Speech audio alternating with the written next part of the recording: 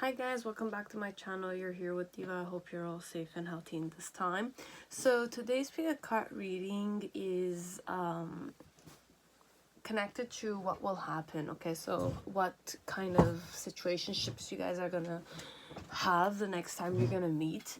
But it's overall how they could behave with you the next time you will see them. Okay, so what will happen, but it's also how will they both of you behave perhaps towards each other, what will be said, etc. Okay, so we have 6 piles as usual. You have the Tarot de Marseille,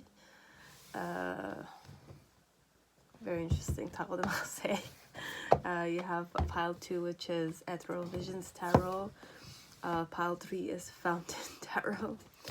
4 is Millennium Thoth. 5 is the Rider deck, and 6 is the Hermetic Tarot. Okay, so you can choose with your intuition. I will also be using the Wild Unknown Alchemy deck to also tap into what could happen on a more alchemical way. Let's say, when I'm saying alchemical, it's more chemistry wise perhaps, or how will the relationship be given birth to or not. Okay, so or proceed, you know, how will the relationship proceed also, it could be. Okay, so you have 6 piles. I'm pretty sure you had the time to choose. So let us start. Pile 1, whoever chose the Tarot de Marseille, welcome to the reading. I hope you're all safe and healthy in this time. I recently went to Marseille, so it's just kind of like when I saw the Tarot de Marseille, I kind of had like that thing in my head. So it's a really nice place to go if ever you have the chance to travel there, or if you're from there already, you know how pretty and beautiful it is. There's a lot of festivals that were happening. The last time I went there was a festival. I don't remember of what, but when I was like there as a tourist, it was a fun vibe and there was a lot to see. And I went to Notre Dame. It's like a church. It's a known church on a hill. So it was pretty nice there. So I just wanted to kind of like share that to some people. So if you're from there, then you know I was there. If not, then it's, if you're a person that lives in America like me, North America, you can definitely go and visit. It's pretty nice. The weather is nice. The lake, you know, the port is, the pier is very nice too.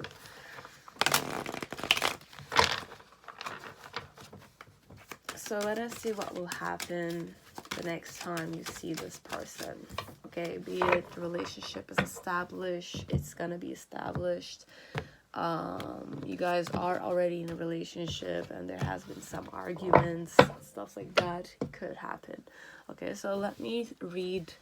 So you have copper and you have antimony. It's pretty intense energy for some part. Because the copper is fertility, the womb, Venus, but I also channeled attraction. Okay, there's intense attraction. And with antimony, have fierceness, hunger, and wildness. But the energy of attraction and, you know, sexuality or fertility is very much imposed. Okay, so whoever's here, there might be a lot of I'm not gonna say sexual attention, it's not the word, it's beauty, Venus, that's like intensified. So what I'm channeling, it's more like perhaps both of you will find each other very attractive to the point that, you know, the heartbeat will be imposed here. It's like that's the dynamic I'm going. But fierceness, hunger, and wildness, it's more like I'm kind of like feeling like a tsunami kind of thing, but an energetic tsunami, you know. but you're pretty centered in when you're facing the tsunami kind of thing. Okay, so if I'm kind of able to express it, and you have fertility, the womb, and Venus, but copper in itself is very energizing. Okay, it has the ability to structure. I drink water from a copper vessel, and as per science or chemistry, let's say, the copper vessel, water in a copper vessel, is like the structure of the water reorganizes itself in a more favorable manner. So when you consume the water from a copper vessel, it's more energizing, it's more harmonious, it kind of flows more in your body in a more proactive way, let's say, more efficient way. Okay, so you have copper, which is also, I'll read to you from the alchemy book so that we can kind of enhance our insight about what each element could kind of give influence here. So you have copper, 133.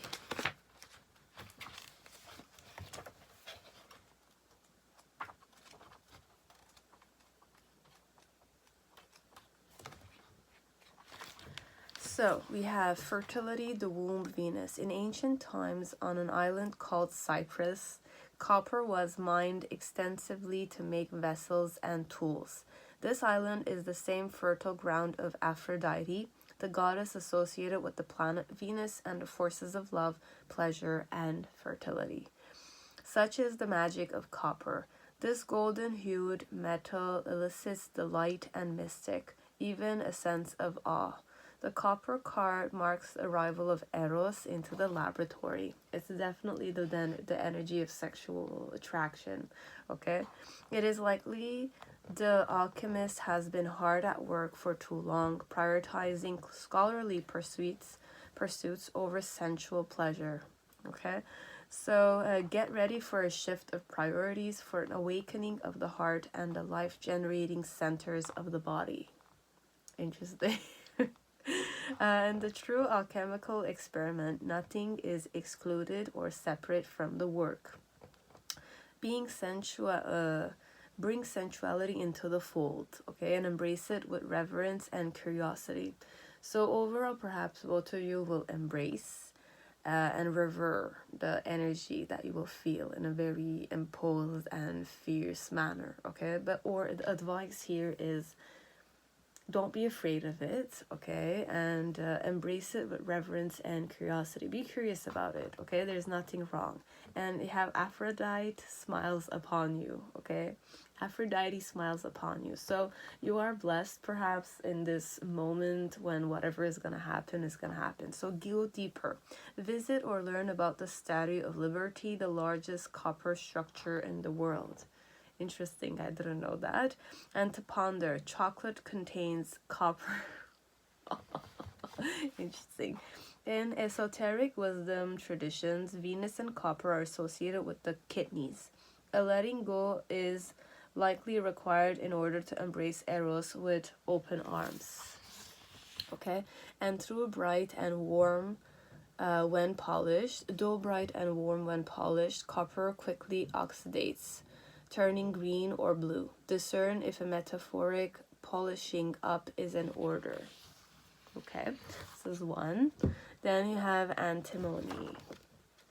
It's a pretty intense card, antimony too, okay. $141.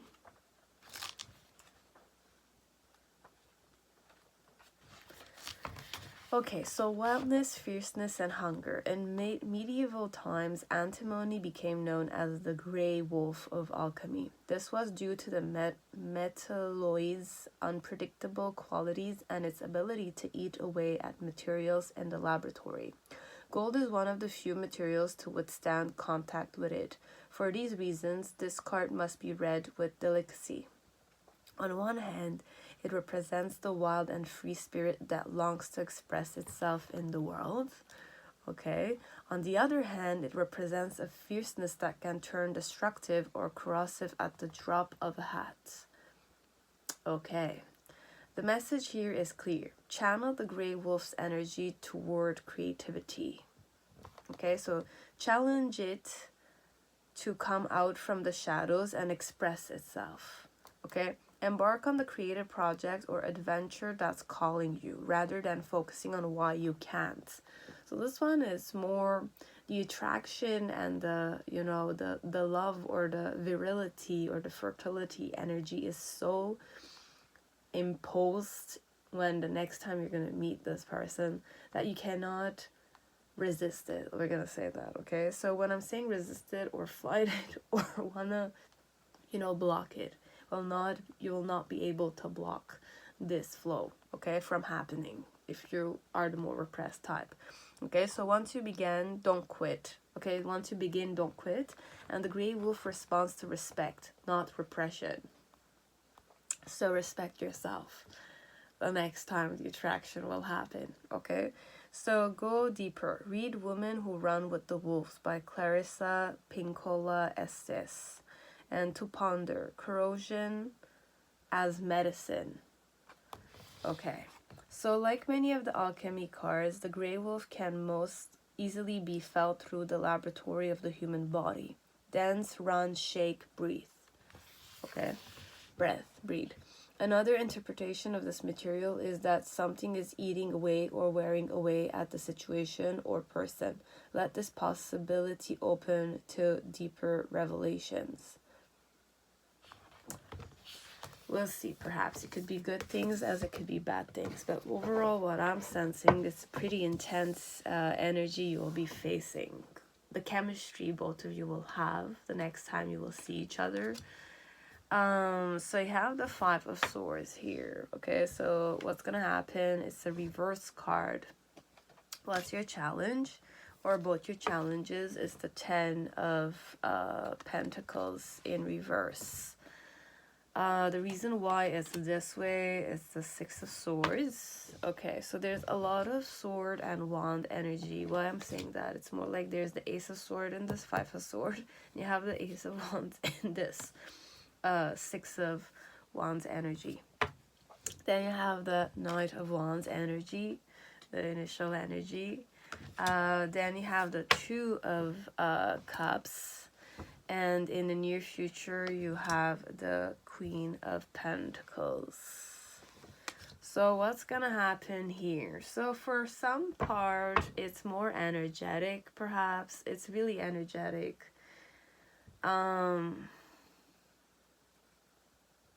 But I want to know how you guys are going to interact with each other. So perhaps the interaction will be it's either it's going to be a different pile. So if ever you were drawn to two piles at the initial, okay, so when I presented you the piles and you were drawn to two piles at the same time, then definitely what's going to happen next might resonate in the other one that you were drawn to. Okay, now if there was no other one that were drawn to this one, it's more happening internally. So it's an internal battle. It's more like, think that you're sharing the space with a person, but there's no communication happening. But the chemistry, the virility, the attraction, the sexual tension, the hunger, the desire are very much in the vicinity. Okay, so you feel drawn. There's something about this other person that's very attractive, and you don't know why you're flowing with the energy this much. It's very open to you. That's why I'm saying it's either you have a more receptive energy to you, or the energy with this person, the chemistry, the auric, perhaps, flow that you will feel with this person the next time you will meet them is very intensified. Okay, so imagine that you're pretty naked with them, but there's nothing happening. It's just that there's a lot of, you feel like you are on an aphrodisiac or something of the sort. There's nothing happening. It's like that. Okay, so you feel like you've fallen in love and you're in love, and you see the person for who they are technically, and it's so easy. Okay, it's like that. It's more Aphrodite is smiling at both of you kind of thing. So it's more like Cupid's arrow, something of the sort, okay? But the main situation is you have the Five of Swords as in the middle, okay? So Five of Swords is more facing your own ego here, connected to the situation, okay? So how, whether or not you can't handle your ego in this situation, okay? Why is this happening is because perhaps it could be that it's an opportunity for you. It's a new truth element. It's, you know, the Ace of Swords and the Ace of Wands are overall, it's a new truth element that's coming in your life. There's a new, you know, passionate beginning perhaps. And the Six of Wands is definitely a successful card, okay? But it's all energetic, guys. I'm saying this, okay? So it's gonna be up to the next pile or up to you to be yourself and respect yourself overall, okay? So the only thing that's gonna happen is that you're gonna respect yourself facing this attraction, okay? So you're gonna respect the person and yourself during this intense attraction session, okay, that you will be spending with this person, okay? So for some of you, perhaps it's gonna be both of you alone sharing a space, okay? It could be a tight space, as it could be a big space, as there could be a crowd around both of you.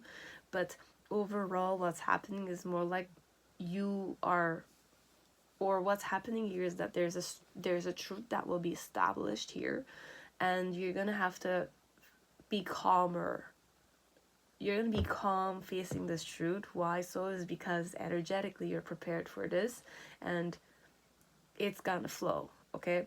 Your challenge in this situation with the Ten of Pentacles is to, you know, be comfortable with the element of rejection, but there's no rejection here. So the rejection mostly is the overcome, okay? The rejection already is overcame, okay? Because the energy, that the alchemy, okay, with the situation, with what's happened, is already very favorable, okay? It's intense, it's imposed on you, and the only way out is respect of yourself and the other person, and the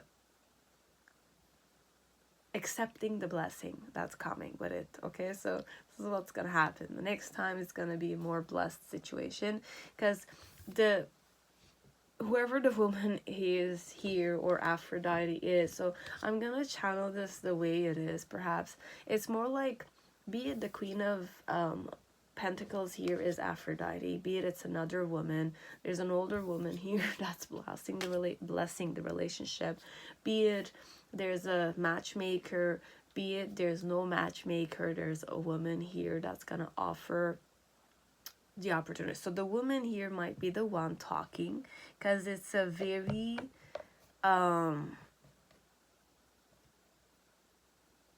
like spontaneous element, this one. What's gonna happen overall, you will, you know, the challenge here is just to stay more centered, okay? The challenge in this situation is to center yourself within yourself, okay? Be yourself. That's the best, you know, the core energy, okay? So how can I explain this? It's, you know, when you do setups, okay, males or females, there's the core energy, okay? It's like that solar plexus area, okay? So that's your center overall of your body. It's also connected to the immune system. It's also connected with recognition. But overall, this one is more to feel stable within yourself. Okay, so the challenge here is to stay stable till the end, so that you can definitely respect yourself and not reject the situation, okay? So allow yourself to flow with it, okay? And how can you flow is by tapping into your center. Whenever you swim, you need the core element, right? So remember the core element. It's important here, okay? So that you can flow easily. Sometimes you just need to tap into that core energy, and the rest will happen, you know? It's also a secret element when there's a storm happening, or there's a issue, or there's something like uncontrollable. You breathe in and you breathe out, but then again, it enforces your core energy, okay? So in the initial phase, what's gonna happen, or the energy, how it's gonna feel, You have the Knight of Wands. So what I'm sensing is more like the dynamic is more attraction. Okay, so it's more flirtier energetically. Okay, one or not is more flirtier. Okay, if Venus and Copper and Antimony are here, one or not, there is that flirtatious, I'm not gonna say lustful, but it's more flirtatious, coquette, playful vibe that's coming on. Okay, so you might kind of have a more flowy energy with this one. You might flirt with your eyes or something of the sort. In the middle section, you have the Two of Cups. So there's an element of both your energies will flow with each other. Okay, I don't know why we're going energetic here. Okay, I don't know why we're going energetic, but there's a certain union of energies that's gonna happen. Then in the near future, during what's gonna happen, it's more like with the Queen of Pentacles, there's an offering. Okay, so the woman here is gonna be the one in charge because I have Copper. It's a very feminine energy. So the woman will be the one to seduce first, perhaps, on a physical level. Okay. So that's all that I had. And you have Justice. Okay, so the Justice card, I also channeled Vesta, but there's definitely a truth that will happen. Okay, so you have Libra card here. Libra is the sign of balance. It's also the sign of love. Okay, I don't know why we're going this way. And you have the Force card, and you have Wheel of Fortune. So whatever will happen, you just need to respect yourself. Remember to respect yourself. Okay, so there's nothing you can do because the energy is already so fiercely imposing that you just need to experience it and center yourself with this person. Okay, and if you're the woman here, then just have faith that whatever you're gonna offer is gonna be reliable. Okay, and if this is a guy I'm talking to and there's a woman, you can do the first move. Okay, you don't need to let the girl do it, but there's an element of allowing the woman to behave first so that you can get the confirmation perhaps that it is happening. But whether or not, because the energy is so imposed, the flirtatious, the fertility, virility, you feel more alive. Okay, so if you're a man or you're a woman, you feel like your, the sensuous areas in your body are activated. Okay, so the only way forward is respect. Okay, so you let it happen. Okay, so your own respect towards your body, is your own respect towards your emotions, so your own way of merging with the energy that's intense here. Okay, so there is something for you to learn, or there is something for you to experience, and you shall experience it with this person the next time you meet them. Okay, so that's pile 1. Now pile 2, whoever chose Ethereal Visions Tarot, welcome to your reading. I hope you're all safe and healthy in this time. So let us see pile 2, what will happen with this person the next time you will see them, or what's going to happen with this relationship. Is there going to be something happening or not? Okay, so wow, okay, so you'll have multiplicity, the artist, you have creative transcendence, and you also have contra nature. Okay, so I'm sensing that this is more what's gonna happen the next time you're gonna see this person. You might go on a date, or you will, if it's a friend or something of the sort. Now there's many variables, but I'm sensing something more like paintings, or for some of you it's pretty dangerous stuff, whatever you're doing. For some of you, with the against nature, I kind of like channeled oil paintings. I don't know why. Okay, because it's toxic. Okay, oil paintings are toxic. That's what I kind of channeled. So for some of you might do oil paintings, or like what I'm gonna say, it's more don't take it the usual way, but art, sometimes it could be waste of stuff. Okay, it's not 100% natural. It's not biodegradable. It's not good for, like, if we were to put it in nature, it's gonna be like dangerous for nature kind of stuff. Okay, so that's what I'm channeling. Now for some other part, I'm also channeling tattoos, so you might get yourself a tattoo with this person, or this person is tattooing your body. Could be, I don't know.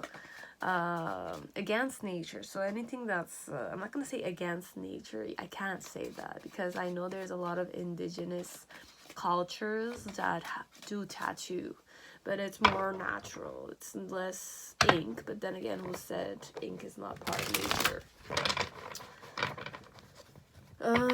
Perhaps it's more on a different dimension. Okay, so I might be channeling it the wrong way, but for some of you, take it if it resonates. It's more, you're gonna go do some art, like you're gonna go do some arts and crafts with this person, be it as a family member, it's a friend, it's a guy, it's a girl that you want to date, and it's a pretty nice idea. Okay, so creative transcendence. For some of you, I'm channeling, you might get high with this one. So if ever you're the, you know, the hippie type, or you're the type that likes to get high, you can definitely sit down and get high with this one. Okay, so I don't know. Okay, we'll see. So I'll just read it first. So you have Rebis, the androgen. There's also the androgen, so there could be some LGBTQ friendliness here, so I might be talking to people who are in that flow of stuff.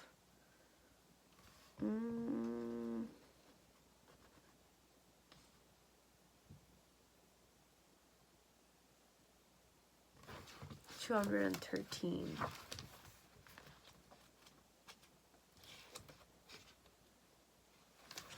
Okay, so creative transcendence, multiplicity, the artist. Okay, so androgen is a deeply revered image in alchemy. Born of Hermes and Aphrodite, Hermaphroditos has been classically depicted as a balanced union of divine masculine, the sun, and divine feminine, the moon. Yet today's alchemists know the androgen is far more nuanced than that. It encompasses the infinite spectrum and reveals itself in ever-changing, non-binary forms. The divine hermaphrodite defies a definition as it is a deeply personal, felt experience. Assessing this fluid and enlightened state requires us to slip into the contradictory realms of the senses. Breath by breath, we are drawn into our limbs, our fluids, our orifices, organs, and cells. We let go of rules and labels. Judgment is suspended. The gods are present, as are the creative mysteries of the underworld. For a brief moment, we hold all of our complexities in one loving form. Like a newborn, we know not our name, gender, age, or location. We are the embodied artist, embraced unconditionally by sun and moon. Okay, it's a pretty intense card, okay? And I went more surface level with the card, not gonna lie. It has a more deeper meaning than it, okay? So it's not just LGBTQ friendliness, it's not just, you know, artists. Could be connected with smoking, because smoking could also be, or getting high could also be a ritual with indigenous cultures. I'm not saying about the compulsive side of it. Now, there are certain people that use it in a specific spiritual way, which is okay as long as it's not a compulsion. But then again, I cannot, you know, judge that element here, okay? So go deeper, read the poem The Idea of Ancestry by Ethereal Knight, and to ponder sexuality without language, intimacy without sexuality.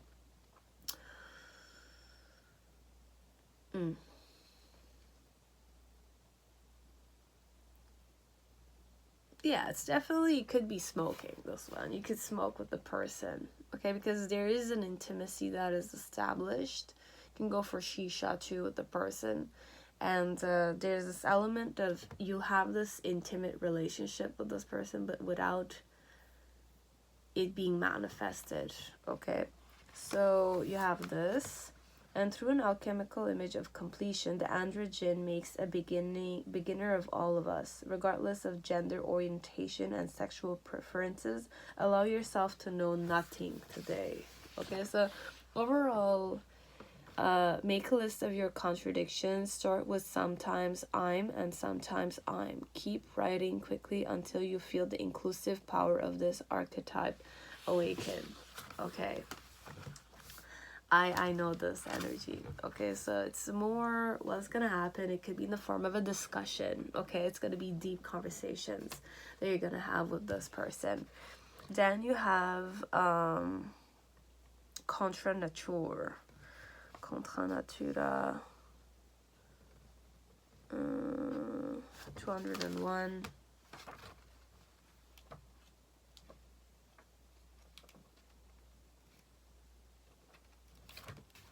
So, willfulness to force or control, okay? On some level, we all know when we are going against nature. We recognize it in feelings of impatience and agitation that arise when trying to force certain outcomes. Okay, so the Contra Naturum card arrives to remind the alchemist they cannot control the uncontrollable. Okay, so nature has its way enveloping us in a wild narrative that we can collaborate in but not dictate. Okay, no matter our efforts to manage every aspect of our lives, the mess ensues. Spring is soggy. The lotus requires mud. People do what they do. This card heeds a warning not to fight the flow of Mother Nature or of destiny. Once we loosen the grip of what we think life should look like, a whole new realm of possibilities awakens. Now is the time to be radically open to what nature has in store for you. So there's something you will not be able to control, okay? It's either your person wants to control something or you yourself wish to control something in this situation. But we want you to understand that nothing can go as you want it. Not all the time. Okay? So go deeper. Watch the Talking Heads music video, Nothing But Flowers. Okay? And to ponder, what we resist persists. Okay? So remember, what you try to resist, it's gonna persist more. Okay? So be mindful if this card appears with the Saturn or the Iron card. All three indicate an overreaching structure that may need re-envisioning, which you don't have here. Okay, and think of this card as trying to force a square peg into a round hole, trying to fit something in some, you know, like when you need a key for a door to unlock the door, the key needs to fit in the lock, right? But here what's happening is more like you don't have the proper key and trying to open a door without the right fitting, you know, it's like that. There's likely a solution waiting for you to see it. Okay, so shake things up, dance, tell a joke, take a break. Okay, so for some of you, just take a break. For some of you already are on a phase of a break. Now this could also mean that if you're not a smoker, you don't get high, you don't do shisha. Okay, it's more you have what's gonna happen with this person. It's either it's gonna be a deep conversation and one of you is going to try to impose their thoughts, their mannerism on the other one, but it will not work. Okay, for some of you, there's this element that it's going to be a very creative environment you're going to be in. Okay, so it could be like an abstract artistic restaurant, coffee shop, something of the sort, but the relationship could have certain, I'm not gonna say blockages, okay? It's not blockages. It's just that one person will be forcing something, the other one will be resisting it, okay? As it could be that there's no one forcing it. There's a resistance on both your ends, okay? So it could be that way. So we'll see what's gonna happen with this person the next time you're gonna see them. So you have the Star card. It's a very pretty card to begin with. Then you have the Fool. Okay, so we have the energy of the Fool, reverse, upright. Then you have the Six of Wands energy on the physical level, with the Eight of Swords on a reverse manner. Okay, so I don't know if I'm talking to a male or a female. Okay, because there's a female energy here at the beginning. She was very hopeful, very enchanting, majestic, gorgeous, and stuff like that. But then again, why is she like that is because she's surrendering to the situation. Okay, so there is one person that might be surrendering as okay. You have the Queen of Cups energy, and then in the near future you have the Five of Swords with the two. So yeah, there is an element of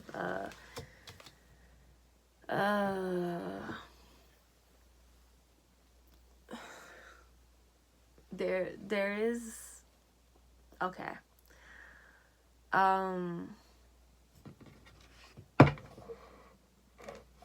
Yeah, somewhat one of you is definitely, because you're patient with the situation, okay, you are too patient, okay, so you're not the patient type of person, not necessarily, okay, or one of you is not very patient, okay, you want something, you need to get it the moment you want it, that however you want it, okay, no matter how hard and rare it seems to be. You might be a person that is a bit a spoiled brat, I'll say it to your face. You need it for me, at least, okay? So now there's no element of wanting to trigger you, okay? You know it yourself too, okay? This one, it's a tendency of yours, or it's a pattern of yours. I have this myself, okay? That's what I'm kind of saying. I used to have it, as I will have it in the near future too, okay? Not a good thing, although I'm saying it like this, okay? But overall, what's gonna happen with this person is that the female and the male are equals here, okay? So if it's two sex, same gender, your guys are equal, okay? Both of you are equals. That's also, okay, I get it. Clash of egos is what's gonna happen next.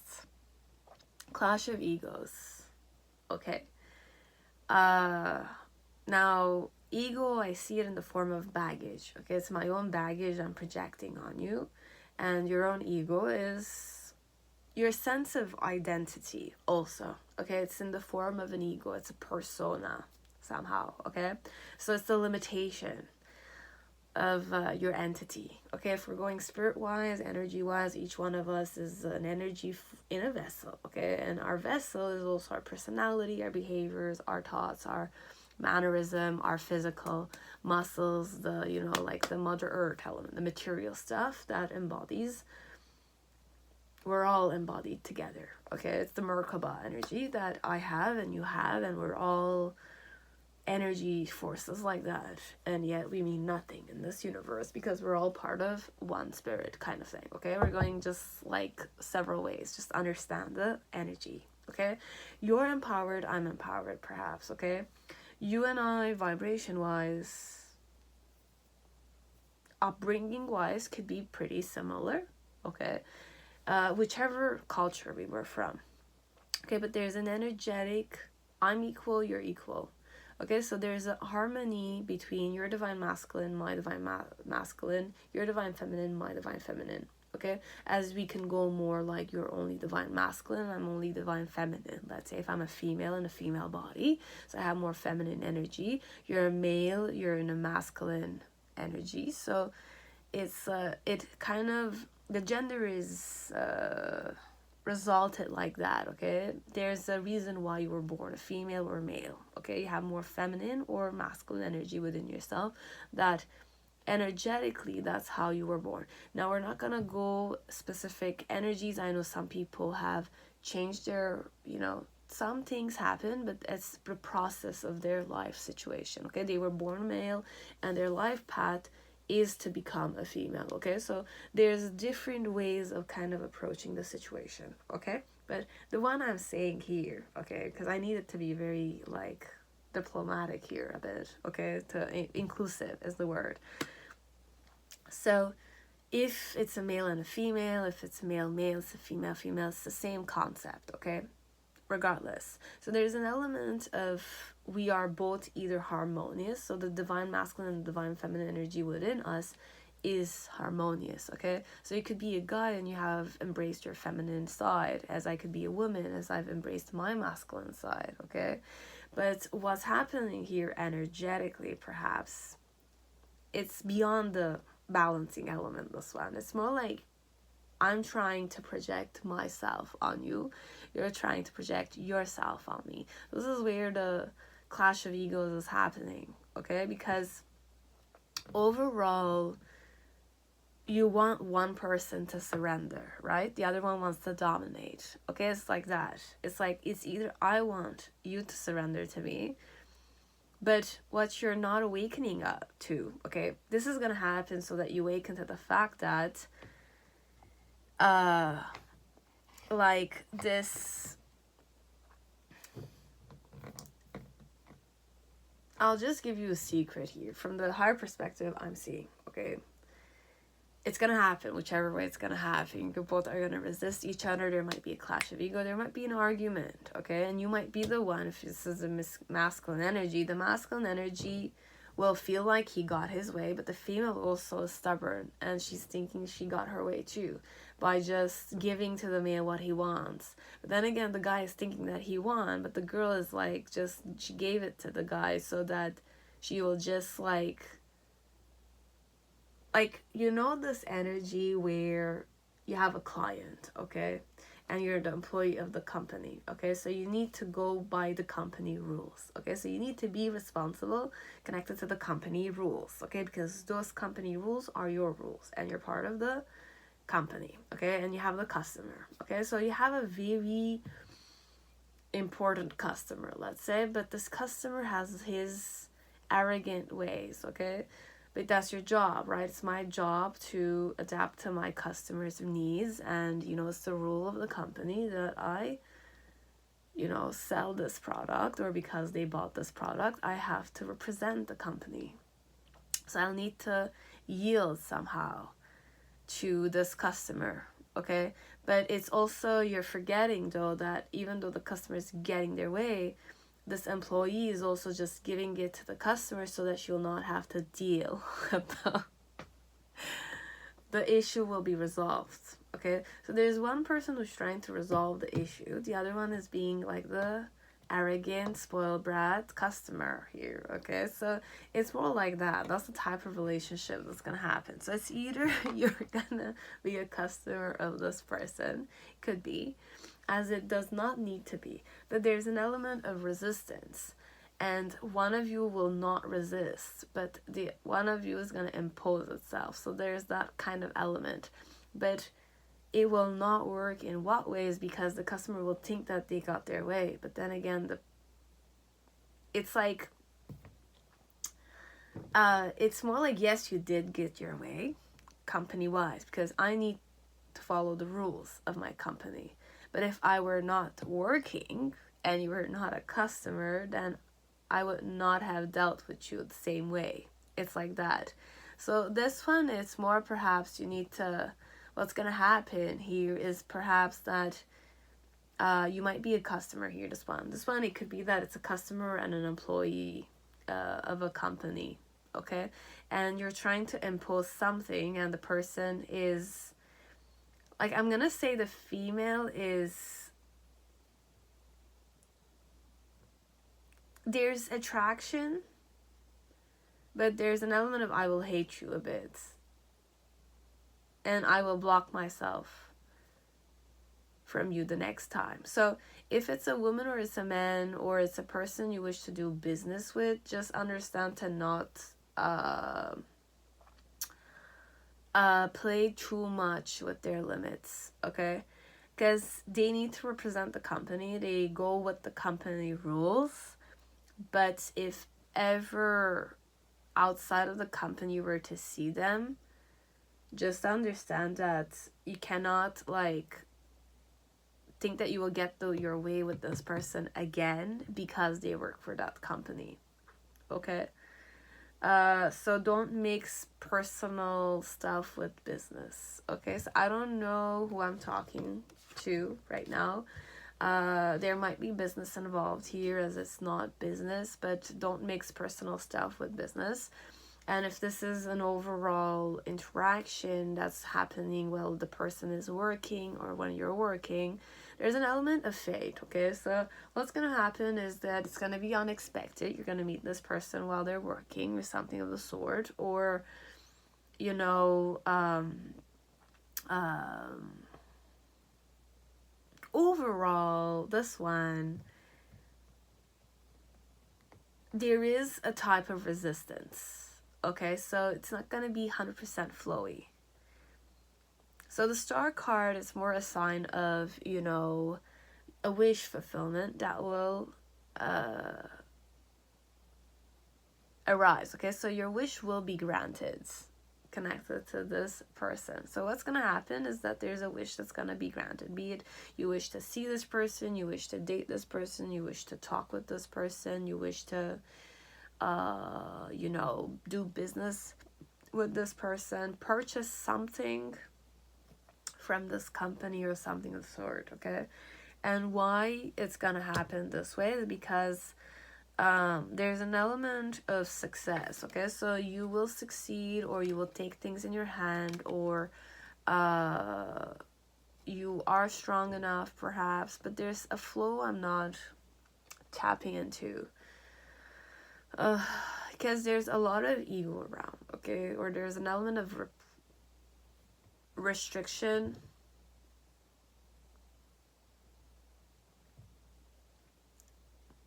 But whoever the woman is, okay, there's a woman here, there's a blindfold here. So there's an element of perhaps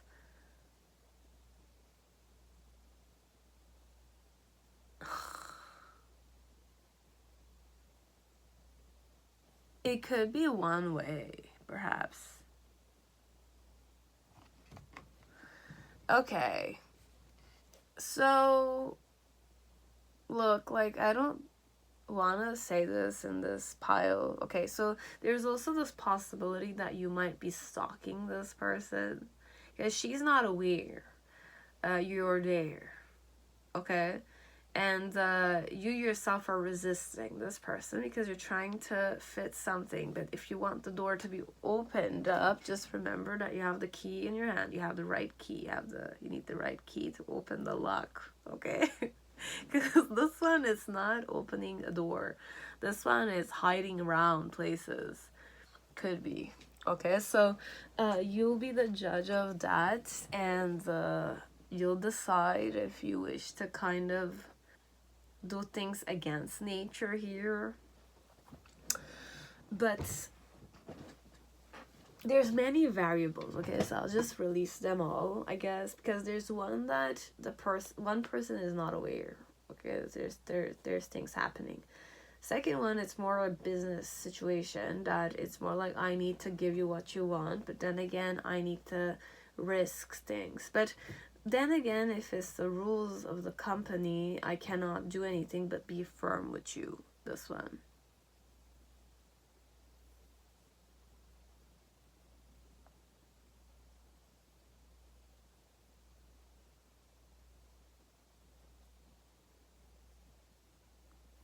Can I go more positive? No. Okay. It's not, okay, overall, it's not a positive situation. There is hope in the situation, but it's not a positive situation. Okay? And the negativity needs to be released so that the harmony will come forward, perhaps, okay? Because your challenge connected to the situation is to just start new. Gamble.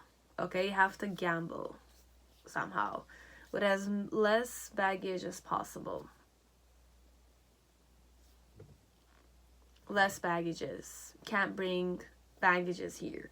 But there's an element of perhaps clashes of ego I channeled. Okay, so I don't know if there's going to be a deep conversation. Because in the initial phase, when I kind of opened the rebus, okay, the androgen and against nature, I was like, okay, it's either you're smoking, either going to arts and craftsy place and you're cafe and you're kind of like, you bought a ceramic cup and you're kind of painting this with the person, be it you're smoking, you're getting high with the person, you're having like this deep conversation, but then again, you're both kind of trying to have a discussion, okay? It could be discussion as an argument also. It's like you're having again, like controversies, like you're kind of conversing, like having a conversation about, you know, different opposite political you know, left and right.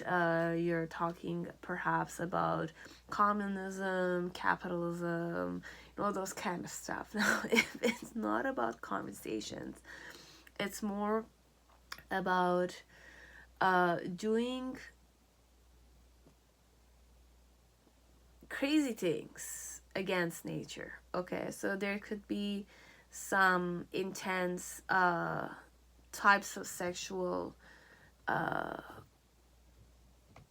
interaction. Okay, so for some of you, if you're into those things, it's happening too. Okay, so there's an element that if you always wanted to kind of have a specific fetish, you have a specific fetish and you wish to kind of sleep with someone bisexual and stuff like that, it's gonna definitely happen, and there's a lot of that energy. Okay, so for some of you, it could be in the form of a sexual experience also, which I'm gonna fastly release because it is here. Against nature. It's more like using dildos. It's against nature somehow. Okay? It's not natural. It's not simple by nature.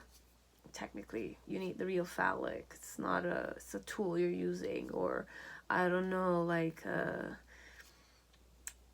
there's many ways I can read this pile. Such multiplicity here. The more I'm kind of saying, it's multiplying even more. Anyways, we'll release the sexual one and then I'll just kind of tell you the other simple ones, okay? But the sexual one is more prominent, so I got that one kind of quickly. So the star energy is more like you were hoping to have this experience, but what was happening is that you were conflicted, but you want to succeed at this, okay? So with this person, you might know that you could have that experience, which is more sexual, okay? So this is, we're talking more the type of people that just need that. They like this kind of stuff, okay? So this is what keeps you moving. You like that kind of stuff, and your challenge here is to kind of approach the sexual behavior with less baggage as possible, so that you can allow yourself this freedom, this liberation to do it, you know, like that. Now, with the Ten of Swords, it's more like in the initial phase, it's more like you were judging yourself. You kind of like had that burdensome element towards you. But with this person, perhaps you will kind of be able to be more feminine and embrace your feminine side. Okay? And at the end, after the experience will be over, you will feel like you overcame the situation. You're going to ego trip a bit. But then again, you know, you've approached the situation without your heart. Okay, so you are blind to the situation. Okay. Why I'm saying blind to the situation, it's more like it's something you wanted to do, but the wanting of you, like the initiation of it, is not something you were really wishing genuinely, but it's something you wanted. Okay, so it's more like, how can I say this? It's like you have a bucket list. Okay, now let's say I watched the television, okay, and there's a McDonald's commercial, okay, and the commercial gave me this dream of wishing to go buy a Big Mac. Okay, it's like that. So the wanting that you have of this experience, be it sexual, whatever it is not necessarily coming from inside. It's more in the form of a compulsion. So you're influenced by television, social media, or something of sort to get this experience done. Okay, so it's more that's what's gonna happen. Okay, so overall, what you need to wake up to, perhaps for some of you, is that you're gonna have one of your wishes fulfilled, but it's a wish that's not from the heart space. It's not something that you really genuinely wished for. It's more in the form of a compulsion.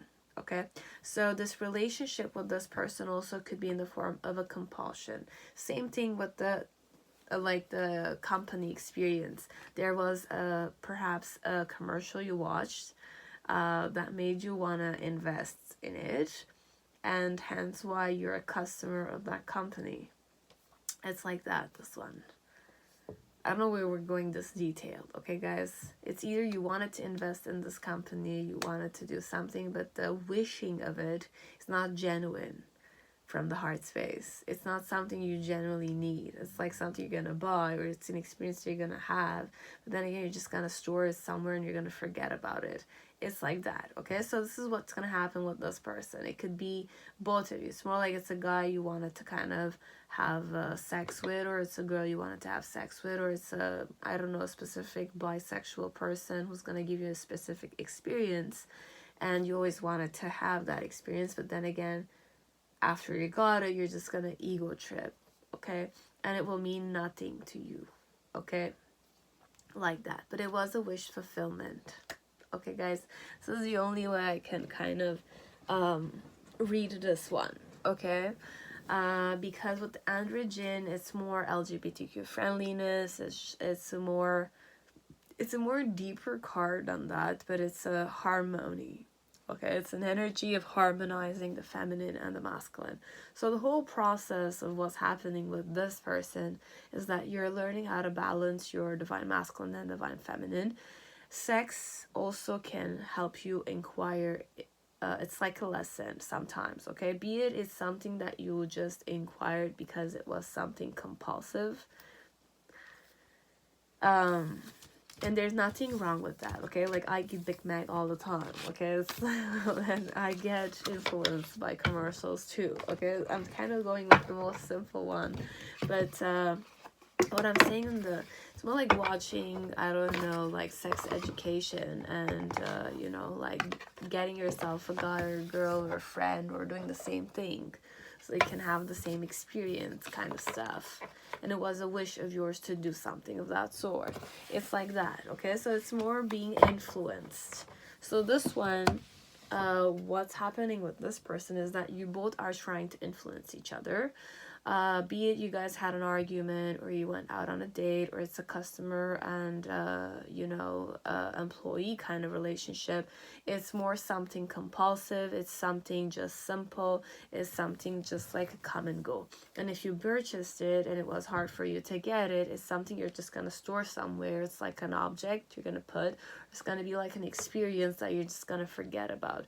It's like that, okay? This is what's gonna happen. It could be something unpleasant, okay, but it's something that will lose its value later on, okay? It's not valuable for you right now in this moment, or when it's gonna happen. It's valuable, but it will lose its value later on.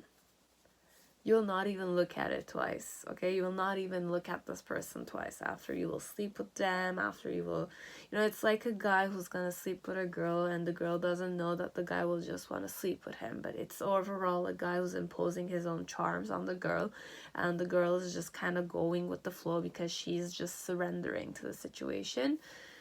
It's either she's blind to it, as it could be more empowered, okay? I went with a more empowered situation connected to an employee and a customer dynamic, because I need to go with the company rules, okay? So if you're the customer, don't ego trip over me as a person, because just understand that the way you're approaching me is in a certain flow of a company, and I'm a employee and you're a customer kind of thing. But if ever you were outside of a company environment, I would behave with you differently.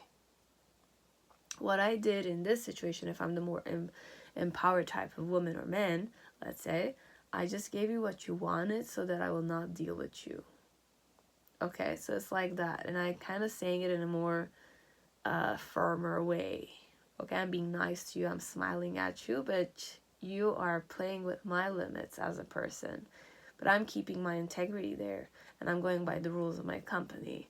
So I need to be firm with you, but if you're kind of playing with my integrity and I'm going with the rules again, then I'm trying to kind of just deal with you as easily as possible, as fast as possible, so you will just fuck off, Okay, it's like that. That's the dynamic. So if you're being unpleasant with me, or you're being, you know, like that, it's just that the person will be that way. Now, I'm not saying you're a negative person. I'm not saying you're a spoiled brat only. I'm just saying, just be careful how you're behaving. Okay, so if you're being greedy with them, or you're imposing your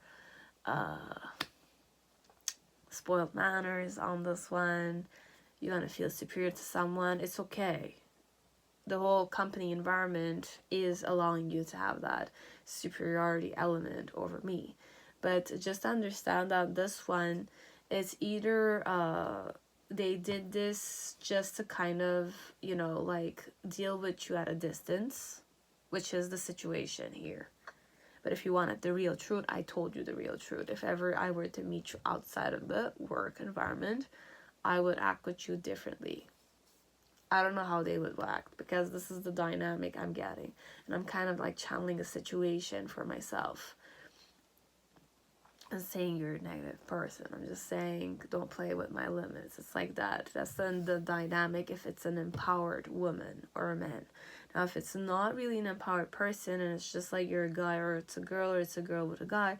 Let's say I'm younger, a teenager, and I don't know any better, and you're a guy, and I'm kind of like the trend, the club environment is everybody's fucking around, and there's one night stands, and I've watched many movies like, I don't know, Euphoria or something, where people just have sex with people just like that, or something of that sort. Then I'm just gonna do that because it's like a wish of mine to be wanted by a man, kind of thing. So if you're kind of like wanting to have an experience with me, I will definitely have that experience, and I will give it to you gladly, because I feel happy, I feel motherly, kind of ignited my emotional side, kind of thing. And at the end, it's more like I will kind of like feel like you will leave my room at the end of the night, and I will not understand why, but I was blind to the whole situation, that you were just gonna sleep with me, and that, you know, I gave you my virginity, or you slept with me and you used me, kind of thing, and I'll just kind of go and sleep with another guy the next day, kind of stuff. Okay, it's more like that. Okay, so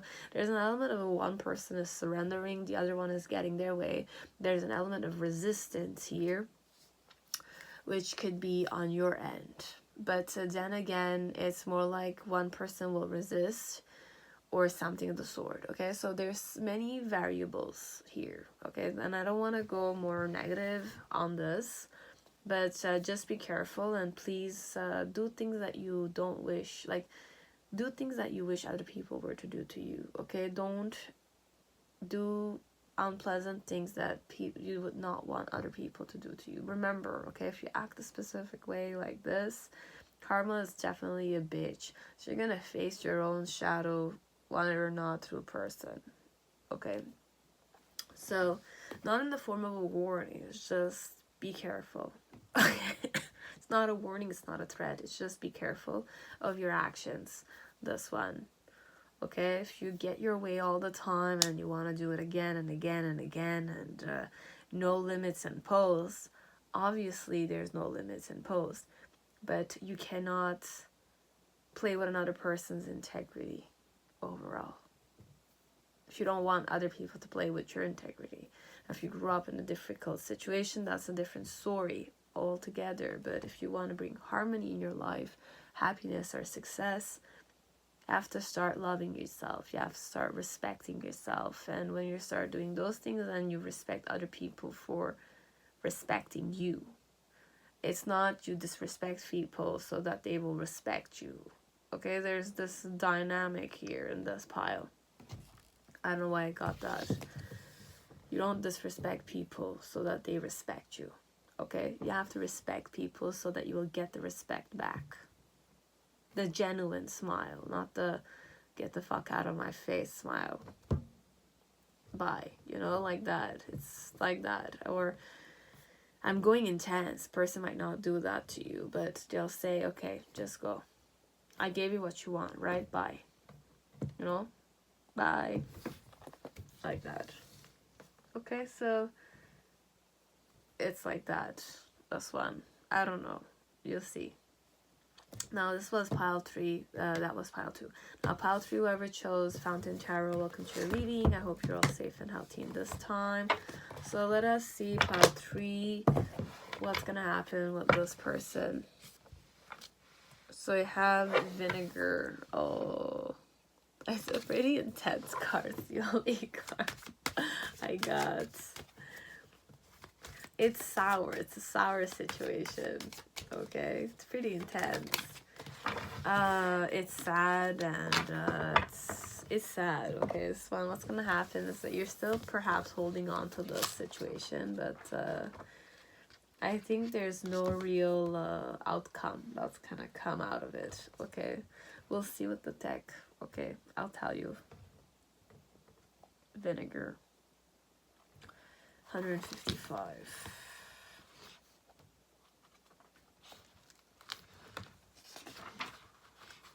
So acidity, distillation, and memory. Okay, so the tongue knows of vinegar. Even the suggestion of receiving a few drops into the mouth reminds us of vinegar's sour and lip-puckering qualities. In alchemy, vinegar serves as an active agent of distillation, fermentation, and preservation. It is incredibly useful when applied in the right amount and with intention. Okay, this said, it can be easily overused, overwhelming the situation at hand. When the vinegar card is present in a reading, it indicates a sour note permeated the laboratory. It is likely something from the past is showing up in the present and demanding our attention. Okay, so it is in vinegar's nature to take over, to overwhelm. Okay, it is in vinegar's nature to take over, to overwhelm. Be cautious with this material. A little goes a long way. Okay, so as they say, it is productive to look at your past, but not to stare. Such is the complex energy of vinegar. So if there's something in the past that you are not able to deal with,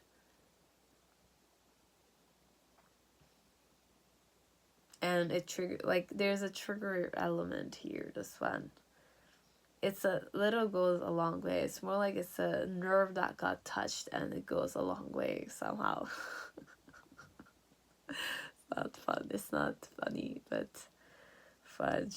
Whoever's got this pile. Okay, so go deeper. View the allegorical Chinese painting, The Vinegar Tasters, and ponder the wisdom of the tongue.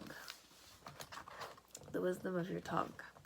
Okay, so with such distinct qualities, vinegar can act as a surprising trump card. It sets the tone for all others that are present. Its sour note cannot be ignored.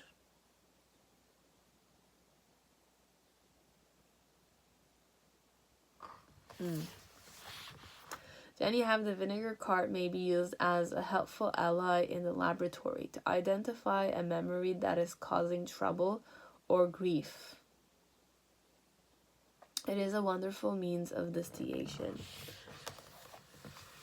I'll just read this one again because I think this is the main energy here. Okay, so the vinegar card may be useful as a helpful ally in the laboratory to identify a memory that is causing trouble or grief within yourself. Okay, connected to a third person or another person, technically. It is a wonderful means of distillation. So this one is more like what's gonna happen here with this person is either you're gonna be able to be triggered. Okay, you're gonna be triggered, this one. They're gonna trigger you somehow. They're gonna behave a specific way.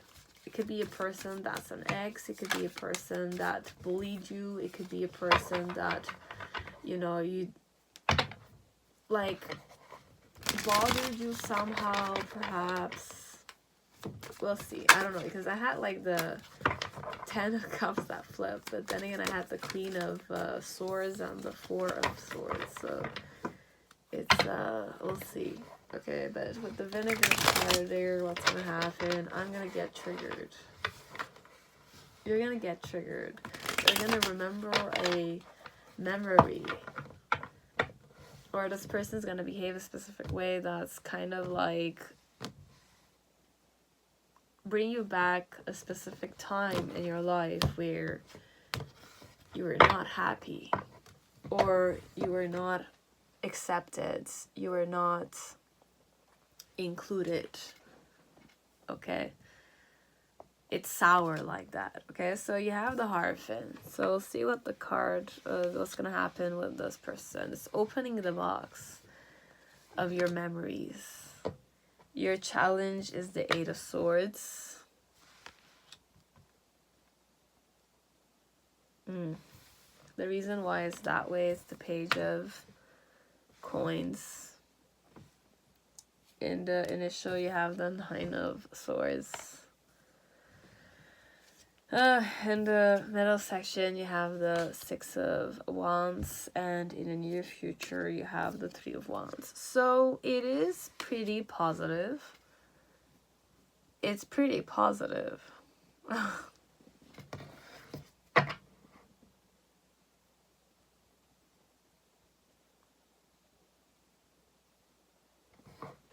So you will not...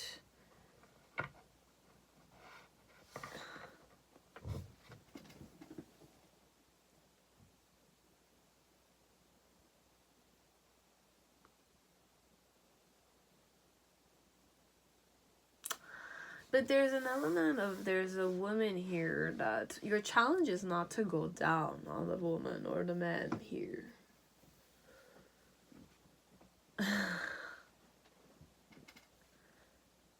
Because, okay, you're prepared, okay, for what's gonna happen with this person. You're prepared to face this person, okay? It's just that you are, okay? So if you didn't think you were, you are, okay? So believe in that. It's just that you're gonna have to... So what's gonna happen with this person, it's more you're gonna have to open the Pandora box, okay? So there might be like you're gonna open yourself up to conversations, and you're gonna have a conversation with this one, and you're gonna feel like this person, or with this person, you're opening yourself way too much, but you're doing the opening of yourself, okay? So it's more like it could be like a date, perhaps. It could be like a workshop and you're meeting a person, or it's more like a spiritual workshop, or it's like a meditation yoga class or something of that sort, or like a workshop about mindfulness or stress management and stuff like that, okay? So you'll meet a person, or you'll meet this person, and what's gonna happen here is more like we're gonna have a conversation, and during the conversation both of you will open yourself up to each other, okay?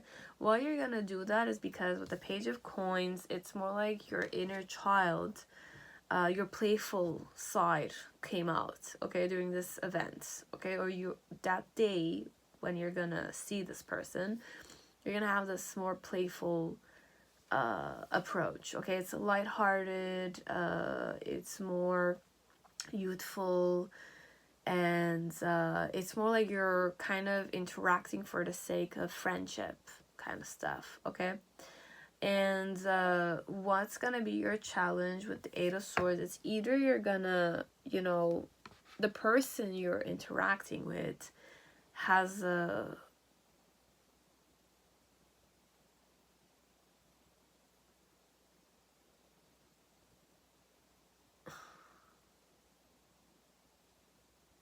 okay. For some of you, the challenge here is that, okay, I don't know if this is for you, but if the person you're having a conversation with starts to not look deeply in your eyes, okay?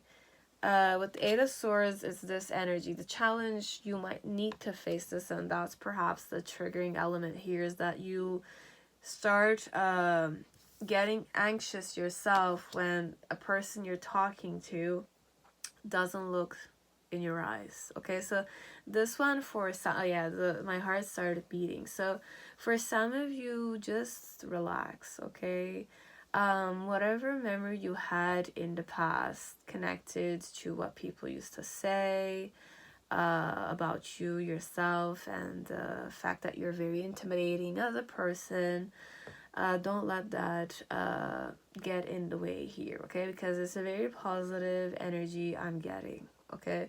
So if the person, okay, at first perhaps the person will look in your eyes, okay? It's going to be comfortable conversation, okay, at first. But then once we start opening the Pandora box, which is you yourself, and I'm getting to know you more, sometimes it's a natural thing that I will not look in your eyes anymore, okay, because you're too open.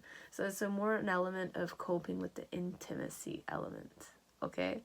It's normal. Or you can definitely think about the fact that the person might be shy, okay, instead of you feeling like you're kind of going down on the person and you're feeling like the person is feeling belittled by you. Because I know many people have this difficulty sometimes when you have this intense energy to you, people start less looking in your eyes, and it becomes an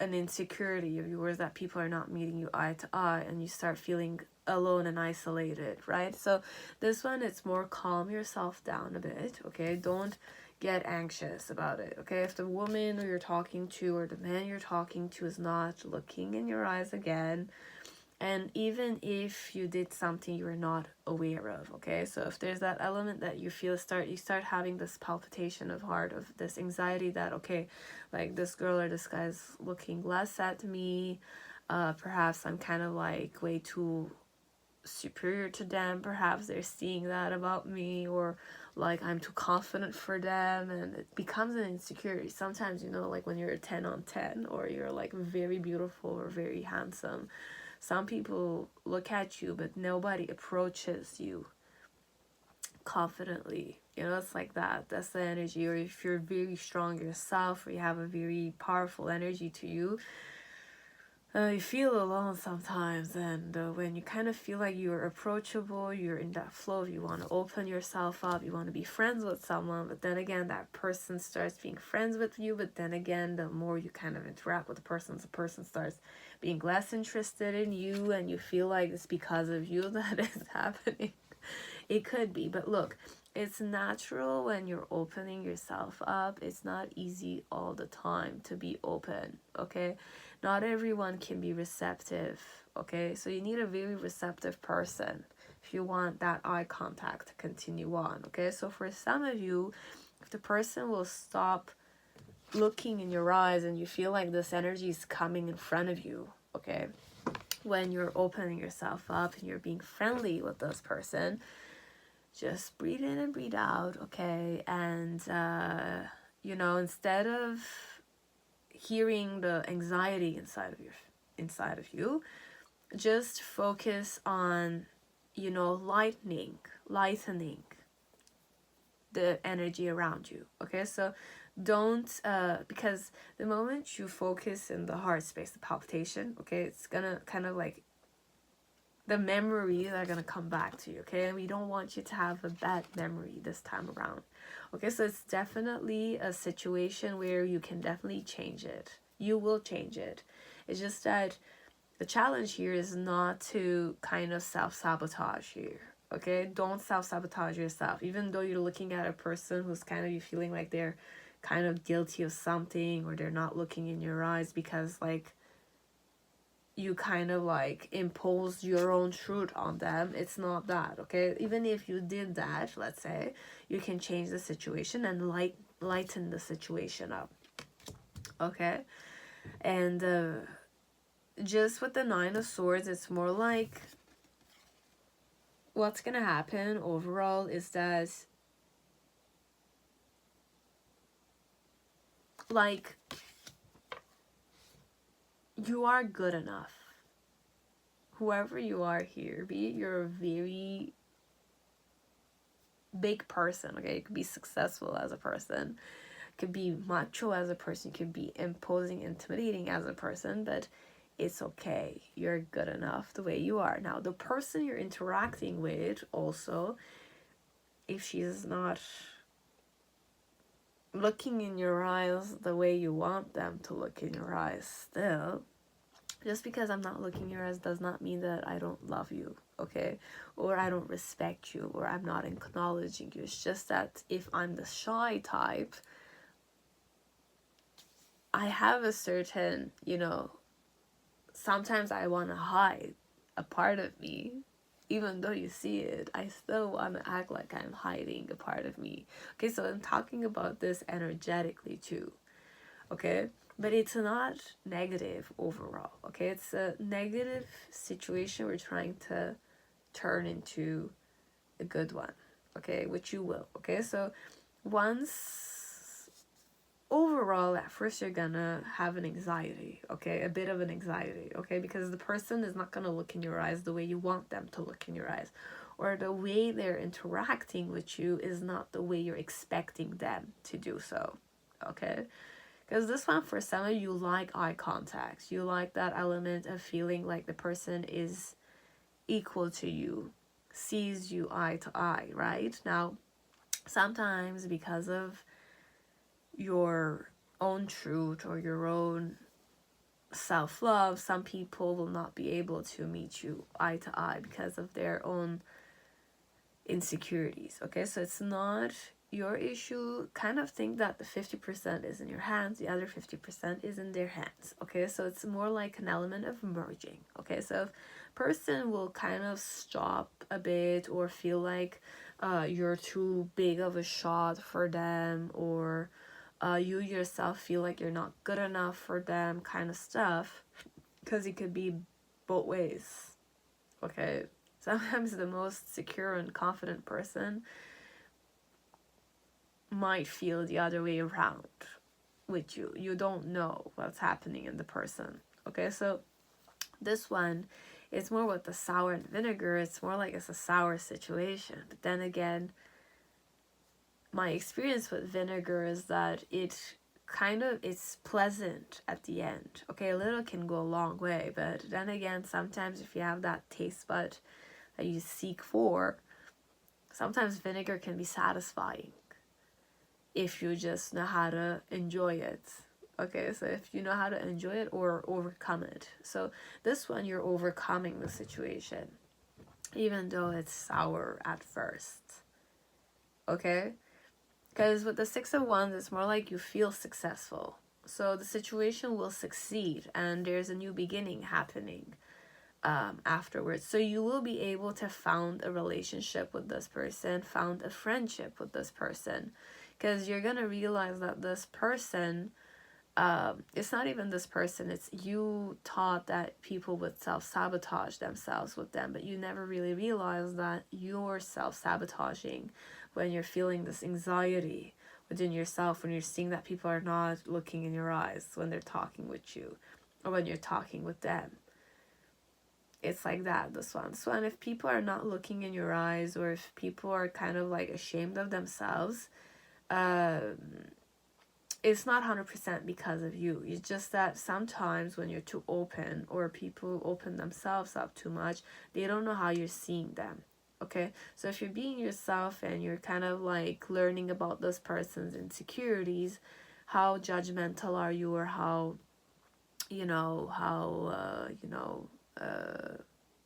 materialistic are you as a person, or if you don't care about their business and stuff like that. Because this one, there's an element of expectations, okay? So it's more like because you're a very successful person, and when you're having a conversation with people, it's like because of the success that you've had in your life, perhaps people don't feel they're to your caliber, and that in itself causes you anxiety that they're not fit to be friends with you, or this is how you feel. So you're very receptive perhaps as a person, very kind, but then again, don't let this element become a trauma or pattern of anxiety for you, okay?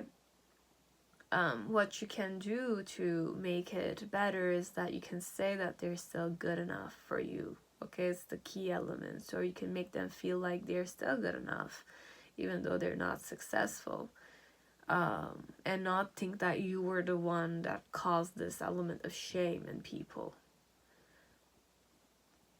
As it could be in the form of like, you should not feel ashamed of yourself. This is when you're facing this person. If you always thought that people would look at you as if you're not good enough for them, you have to remind yourself that you're good enough, regardless of this one is interested in you or not. Okay, so it's very important to do that. It's very important to kind of overcome these memories of shame and self-sabotaging. Okay, so this one, it's more like what's gonna happen. It's more like both of us are gonna open ourselves up and you know, get to be friendly with each other and you know, be emotionally available to each other. But our challenge here is to not feel ashamed of ourselves, not feel guilty that you're not worthy of this person. Both ways. I'm saying both ways. Okay, so if there's one person that's more success oriented, more confident, the other one is more ashamed of themselves and stuff like that, or the other one that's used to seeing people not look in their eyes, and that kind of causes them anxiety because, you know, they're not acknowledging them, or they're feeling like they're kind of way too high for this person. It's like some people, it's a bother for them. People don't like it when, you know, people don't meet them eye to eye. They feel like they're losing that human touch kind of stuff. Okay? Like celebrities, think of yourself as if you're a celebrity. Imagine you're so high mighty up there, everybody's like worshiping you, but nobody's looking you eye to eye. Eye to eye in a more genuine manner. I'm not saying, oh, it's like the most famous person on earth and I kind of like them because they're the most famous person on earth, you know. Oh my god, it looks like the person was on the front picture of a magazine or something. Okay, we're not talking about that kind of element of, oh, I'm objectifying. They're afraid of being objectified. This one, if I'm a very successful person, I'm afraid of being objectified only. Like my human value as a person, the fact of respecting, saying hi to me, saying bye to me, saying thank you to me is lost somehow. This one, people buy pictures of me or they buy my time kind of stuff, but some people it's more like the value of your humanity will be lost if people are just kind of paying everything for you. No, it's more like Selena Gomez that, you know, likes to spend time with her fans. But then again, on YouTube, there's this element that people started giving her donation when she does that, and she kind of shut it down just to kind of feel more human with them, you know. It's like that, this one. So just kind of tap into that energy. Sometimes you're talking to someone very famous, perhaps, or if you yourself are the famous person here or the successful person here, then just remember that it's the intention that counts. If you really are genuinely getting to know a person and you're seeing that the person is feeling ashamed or feeling like they're not cool enough for you, you can definitely do certain stuff to change the flow of it, which you will. Okay, so this one, it's more like you will kind of have that period where you will be very conscious of your own mental patterns. So you yourself are a very aware person that you will be able to succeed and overcome the situation of releasing the memory that you have to be ashamed of yourself. So there's nothing for you to be ashamed of. And you will be able to kind of feel successful within yourself. So it's just an element of stating to this person that whatever you are in, okay, you feel successful in it. It is good enough for you. You should not compare what you're doing with the other person's doing. And for sure the other person, even if they're going to compare it, for them, it's not the important thing. It's more like, are you meeting me eye to eye? You're looking in my eyes, and are you interested in me genuinely, this one, okay?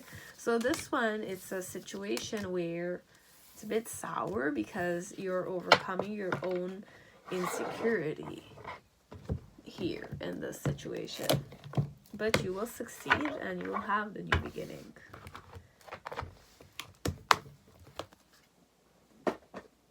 Okay, even though it's sour, okay, at first it could be very intense. That's what's gonna happen. It's intense, but then again, it will go away. It's a trigger, it's a nerve, obviously, but then again, you will succeed at facing and overcoming this either trauma, this pattern, self-sabotaging pattern. Okay, so congratulations, you can do it.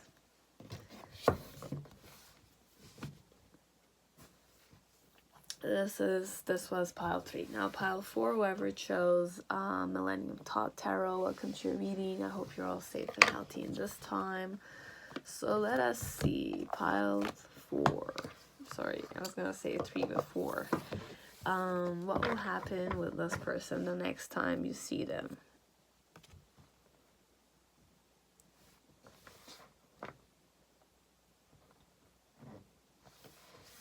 So you have Earth's Heart. Okay, it's a beautiful card.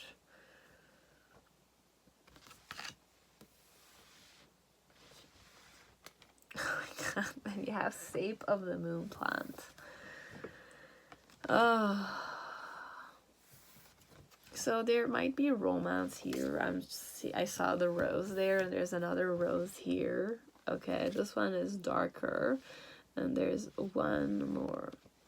And coagulation. Interesting.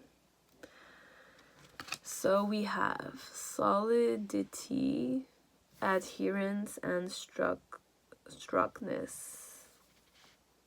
Then we have nocturnal, sacred water of the unconscious. And then we have depth, pulse, buried treasure. Wow. Interesting. Very interesting. Pile 4. What's gonna happen with this person the next time you see them? What will happen? Like, this one I'm channeling like a scene.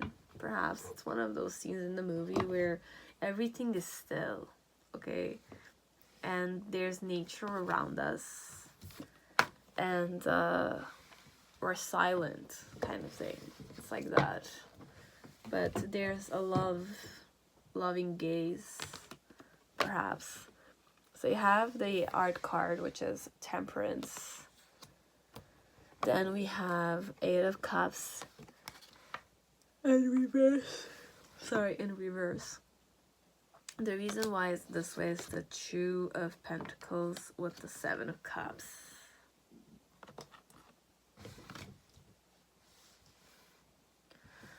In the initial, you have the Moon card with the Hangman and the 6 of Cups.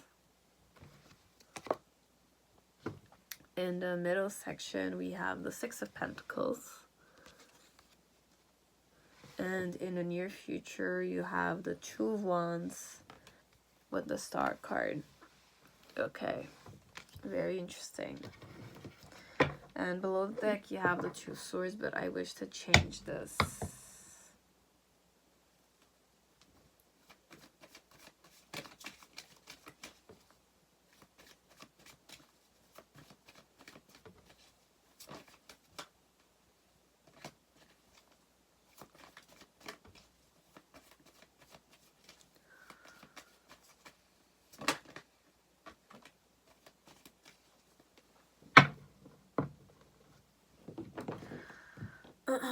So let me start reading first what's gonna happen between both of you. the next time you will see them. Okay, so you have Earth's heart.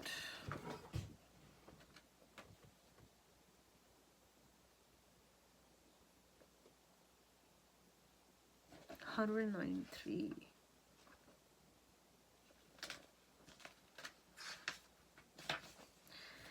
Okay, so we have Depth, Pulse, Buried Treasure. So amidst our phenomenal scientific pursuits, we have yet to journey to the core of the earth. We can only suppose what is there, such as the mystery of the Coverum Terra card. It is related to the archetypal image of the cave and the fourth chakra located at the heart. This card appears when there is something blossoming deep within that requires our attention, our tending to. It could be a new love, a way of serving others, or an offering to the planet and its resources.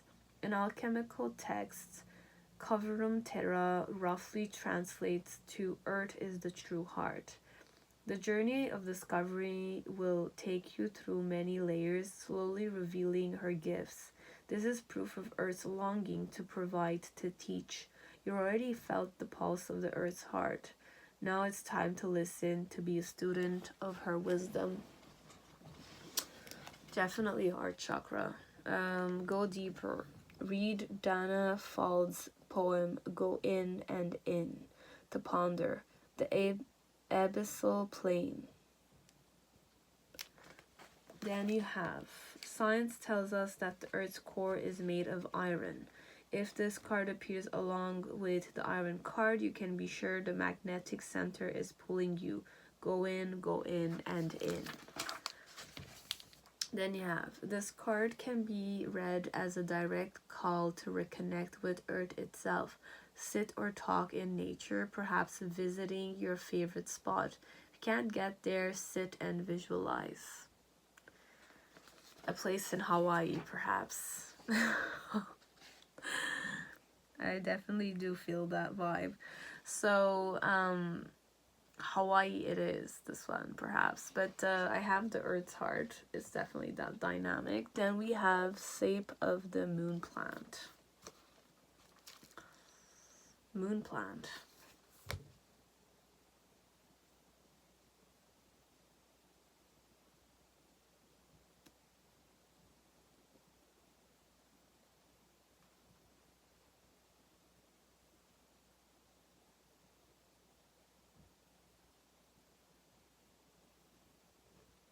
$169.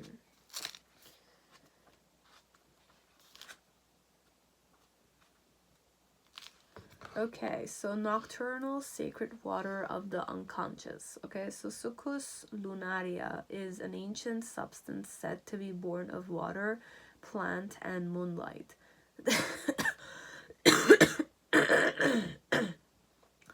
This elixir develops in the depth of night and is thus a metaphor for the wellsprings of the unconscious. When this alchemical magic is afoot, it's all about dreams. The answer you are seeking will not come from the intellect nor the opinion of others. It will surface from the depth as if rising from the ancient waters of your memory. The work is to rest, restore, and awaken your celestial senses. Do this by pausing, by releasing your grip. The Sept of the Moon Plant signifies you are in the deep territories of destiny and the imagination. This is a mythic moment. The dream is waiting to show itself, but awaits your sincere invitation. Ask and rest, all will be revealed. So track your dreams for the next 3 nights. The divine feminine is something to ponder. Okay, so there are many names for this card, the sacred elixir: Soma, Nectar, Aqua Vita, Aqua Nostra, and Vinum Ardens. To name a few, remember, dreams are the mother tongue of humanity. Then you have Sept of the Moon Plant is said to be linked to the pineal gland and can be increased by the practice of meditation. Sitting for a few moments in the evening is especially beneficial. Okay, so this is the second one. And then the third card is coagulation.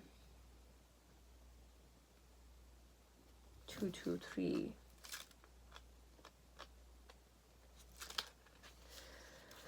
So solidity, adherence, stuckness. So coagulatio is the great alchemical operation of Earth. Okay, so we have Earth's heart, and coagulatio is the greatest alchemical operation of the Earth. Okay, so by way of this operation, we experience that which was fluid churning into a solid formation. The formerly disparate ingredient begin adhering together into a mixed and solid unit. The result is visible, reliable, and eventually concrete. When you hear the phrase, "it is finally taking shape," coagulation is underway. The shadow aspect of coagulatio is that element may have come together without much awareness, and in turn they become unconsciously attached. Inertia and resentment set in. The parts can no longer separate even if they wish to. Many long-term relationships have coagulatio aspects, a naturally occurring codependency by which both parties feel unseen or unknown as individuals. The work of coagulatio is to experience the merging with other while not losing oneself in the mush.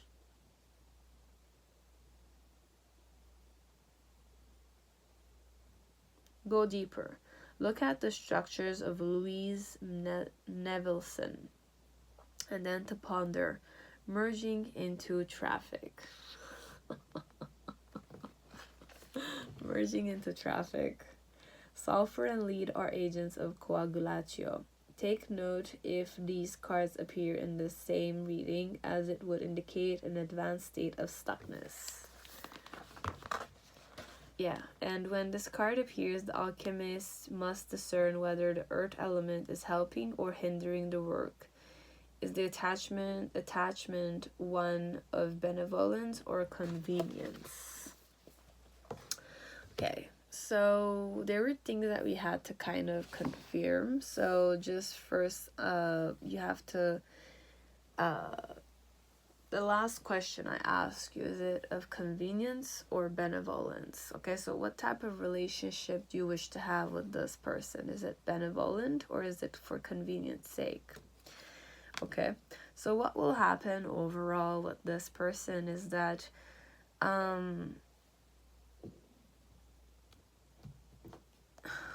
what will happen with this person?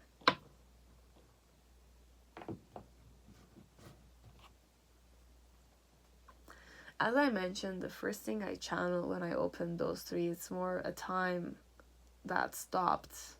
It's more a memory, or it's like a scenery and there's silence somehow and there's just breath. So you feel the heartbeat, but there's no element of talking.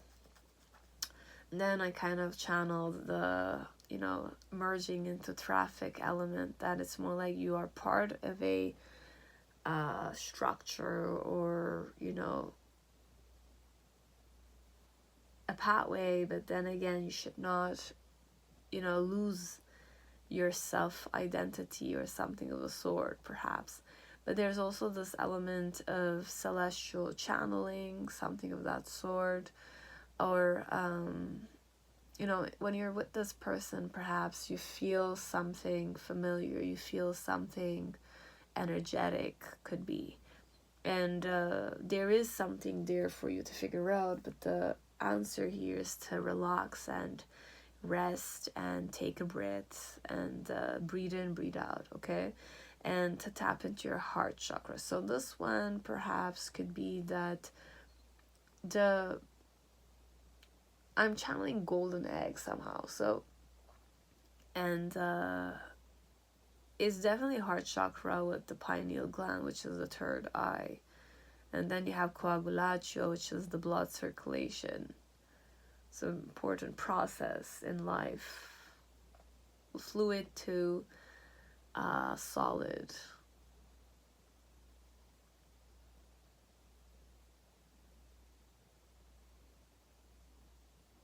And you have the water and the, you know, the fire elements here in the middle with the Temperance card. So what will happen with this person? For some of you, I channeled witchcraft. I don't know why. Okay, so it will be perhaps one-sided. Will this be one-sided? No, it will be physical.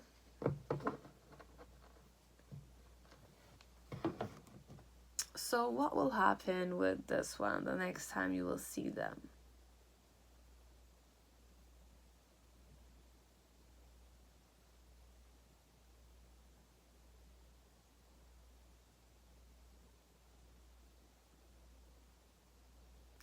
I want to say alchemical process. Okay, it's an alchemical process for sure. On a spiritual level. So this one, it could be that it's more a place where you're going so that you will kind of release certain mental processes. So this one could be what will happen with your guru or your meditation yoga teacher, master, a consecrated space with a presence in there.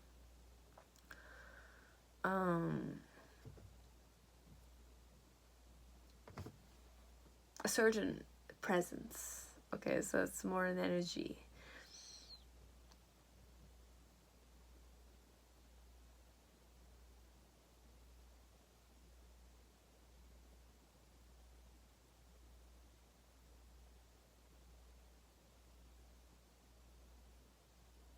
This one is more meditative. I cannot go differently. This one is more meditative. Okay, so whoever meditates, this one is like that. This one, I don't think you will choose this for a person. If it is for a person, even better. It's a spiritual partnership kind of thing. But this one, it's more happening inside of you. So what will happen with yourself with this person? Okay, so this person could definitely be a spiritual teacher.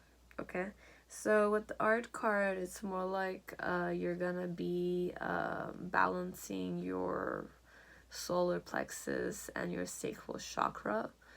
And why you would do that is because you want to be more balanced, or you want to release certain negative emotions or negative emotional patterns that you used to have. Your challenge here with the situation is to nurture your relationship with yourself. Okay, it's to nurture your relationship with yourself and give up on certain negative thought patterns or negative emotional patterns. Okay, so nurture yourself and release the negative, troublesome, toxic, the toxins overall. When you meditate a lot in a proper manner, you release toxins.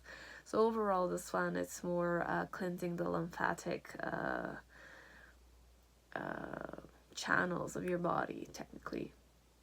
With the initial phase, it's more like with the moon card, it's more tapping and resting and breathing and doing yoga overall, so that you can definitely feel at home. Okay, so it's more like you're a yoga teacher, or that environment where you go, be it's that ashram or the temple or the, you know, the room that you guys rent with a certain intention of meditating, doing yoga and stuff like that, helps you to tap into your intuition. And, you know, you feel still in it, because Hangman is the stillness element and meditation overall. Okay. With the Six of Cups, it's more the energy of feeling at home. Overall, when you start doing meditation, you feel at home too. It's pleasant to be back in yourself and to do this for yourself. Self-love, it's heart chakra, pineal gland, it's self-realization, but in a more enlightened manner. And with the Six of Pentacles, it's more like because you're meditating, you are in your energetic form. Okay, so you know when the magnetic fields, it's more you're enhancing your magnetic field, or you're kind of cleansing your aura kind of stuff. Then in the near future with the Two of Wands and the Star card, it's more like after this meditation session, you have your core prepared for your dreams. So overall, this one, it's more self-healing. It's more communicating with yourself, with your higher self, your inner voice, whichever way you want to tap into it, okay? But this one is overall more meditation, breathing in and breathing out, and the process of coagulation is happening within your body already.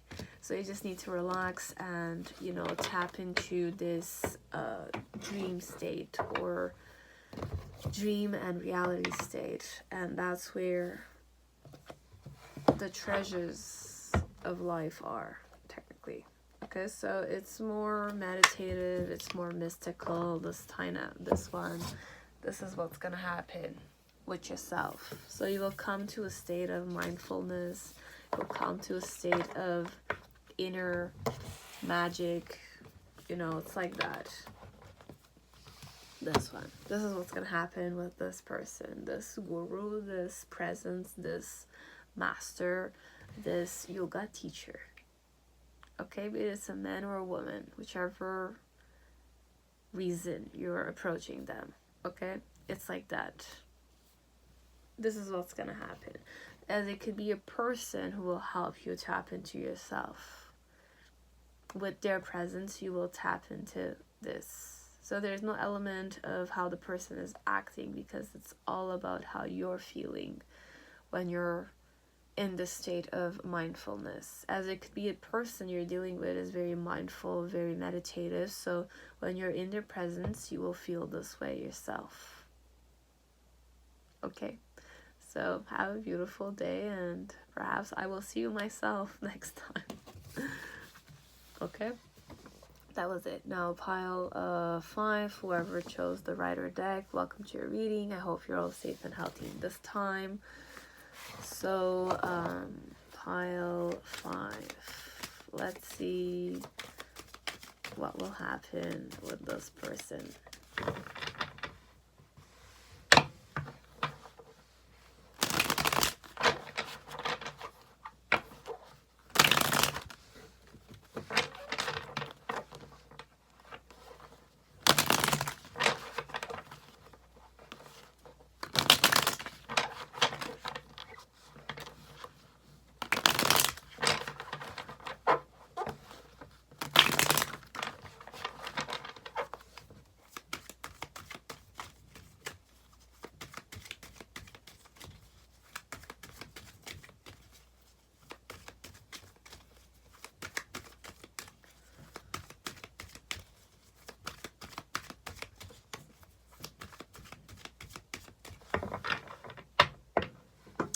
So what will happen with this person in this time, perhaps? So you have sun splendor, you have health, you have generosity and abundance. It's very sparkly like a card.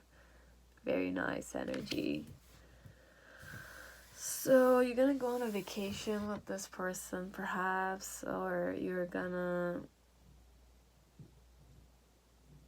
vacation. I'm hearing vacation. I don't know why. You're going on a trip to Cuba or Hawaii, or like Polynesian area, you know, French Polynesia or something of the sort. Okay, so sun splendor, it's gorgeous, this one. Sun splendor, 195. So you have generosity, health, and abundance. Okay, so you have revel in the glory of splendor, solace.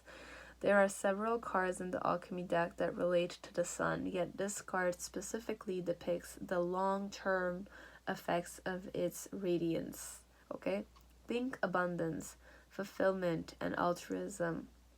Envision celebration and collaboration. But is it possible in our complex world? The sun splendor says yes, one day and one ray at a time. Okay? When splendor solace arrives in the laboratory, the alchemist realizes that kindness and generosity are the secret ingredients. All other paths fall away. Through giving back to others and the world, we become more like the sun itself, radiant, light, and expecting. Okay, nothing in return. Don't know where to start? Thank someone. Then thank another person. Soon the alchemist finds they are not alone in their laboratory, and miracles arrive both small and large. Okay, so go deeper. Look at the painting The Sun by Edvard Munch, 1909. To ponder the divine masculine. Wow, okay. So scarcity often prevents us from feeling the sun's abundant splendor. Give freely today. Give anonymously. Even then, take note of how you feel. Feel good when you give. Okay, it's an amazing energy. Yes. Sun Splendor is a card that indicates a long-term, overreaching success and health. Okay, so though it is practiced daily, it accumulates into an ongoing narrative for the current. Okay, so they give to someone, but thank someone overall. And I have the Magician card here, but I also have the yellow color. Okay, and yellow color is the sun for me. It's a nice energy. I remember the experience I had once with a man, okay? He was very kind, okay? He was very kind. Altruism all the way. And it ended up doing my day, okay? I felt so positive the whole day because of this young man, okay? So, and it's not something he did to me. He did something for someone, which was beautiful. Okay, it's a simple act, but it's very gratifying.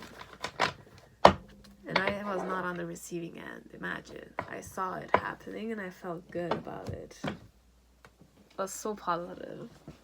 Okay, so this one, something happy and healthy will happen with this person.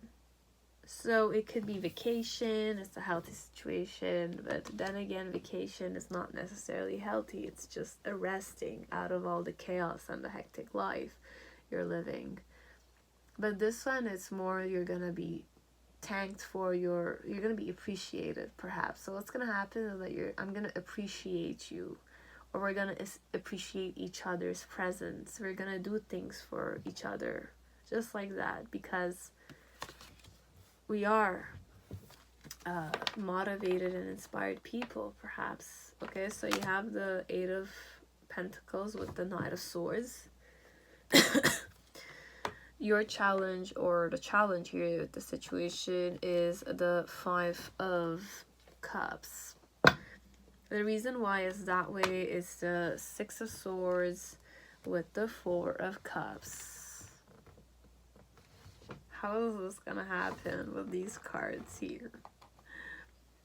And then it shows you have the Magician. Okay, you have the Magician here too, so I'll just kind of go with that. You have the Hermit with the Tower card.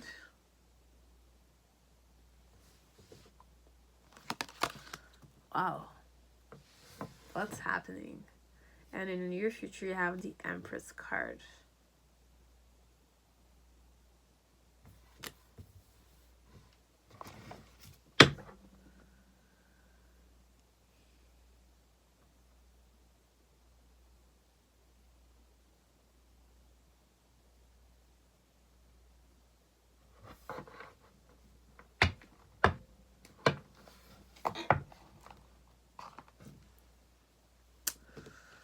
So for some of you,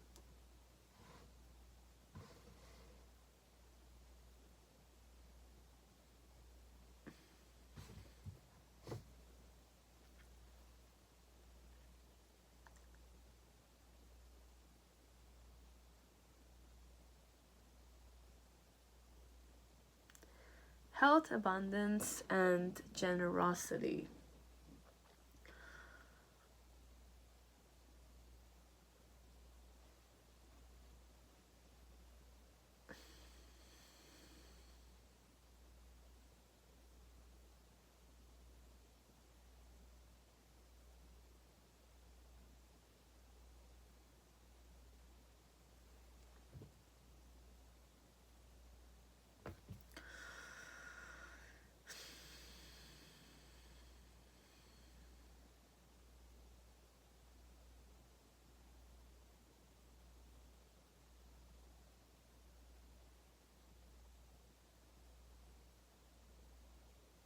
Okay, so what's gonna happen here in this situation is more an energy of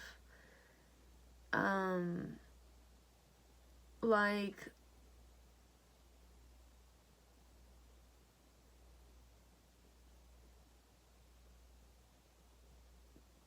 you're working hard, okay? You're only working hard.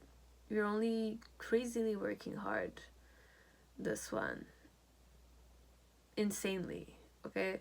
The point that you're repeating your hard work because you've worked so hard, you know what you're doing, it's a more repetitive job environment or something of the sort, okay? So why you're working this way is because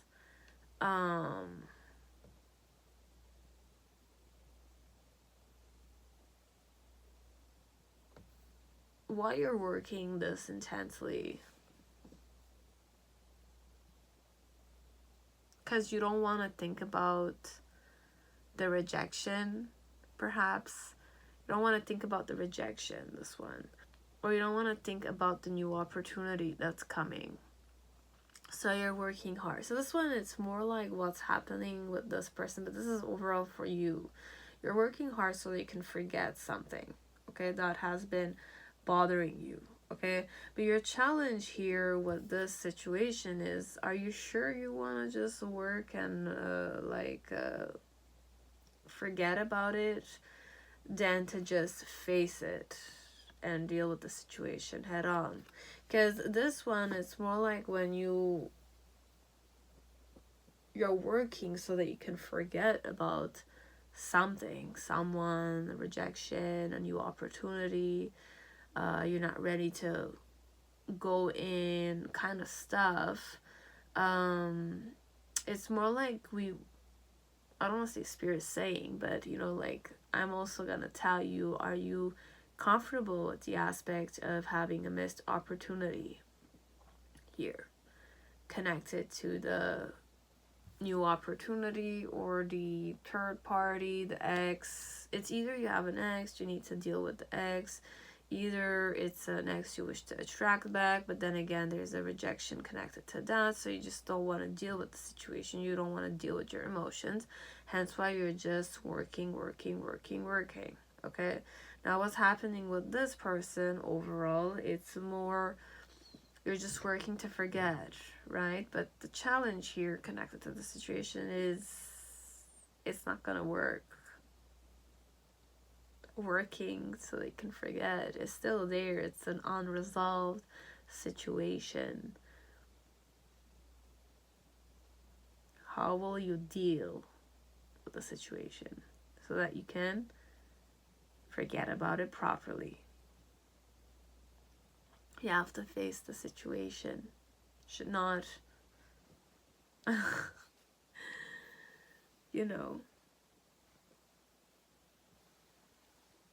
deny the situation or replace the problem with work, because then again work will go, but then again you'll feel stuck and stagnant. Nonetheless, after work you go back home, you think about it, it's still there, it's not dealt with, it's not resolved. So your challenge here is not to have a missed opportunity connected to your ex or the new opportunity that's coming towards you. That's one. So perhaps what's gonna happen here is that you're gonna want to manipulate the situation with this person, or it will be manipulated. The situation will be manipulated, want it or not, be it by you or the other person. With the Tower card and the Hermit is more an element that, you know, you'll receive a big slap on the face, this one. But it's a big slap on the face that you'll be grateful for, because it's gonna get you out of this hangman phase.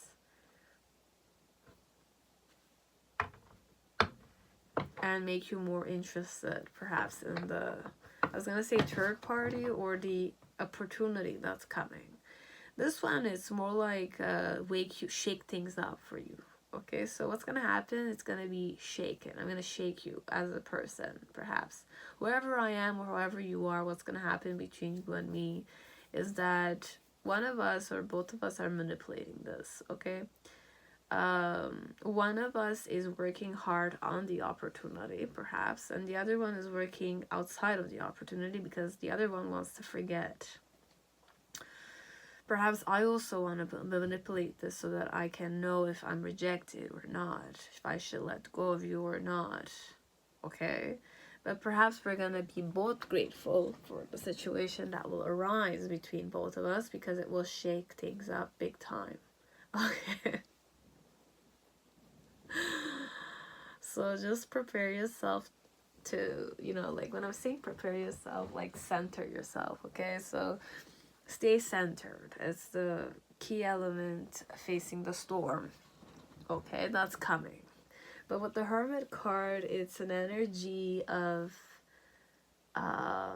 enlightenment, okay? It's very soul awakening, okay? So what's gonna happen with this person? It's I don't want to say you're gonna get fired up. It's more like you're gonna feel very alive out of nowhere. It's more like an electric shock or something connected to them, but in a more positive manner, okay? And then with the Empress card, it's more like after this explosion or this destruction or this epiphany, you're gonna be more receptive and way more abundant than before, be you're a man or a woman, okay? So this one is more, in the initial, I didn't want to say this because I know many of you came here for another person, okay? But I also channeled this in the previous file. It's more internal elements. It's more, you know, me trying to work hard.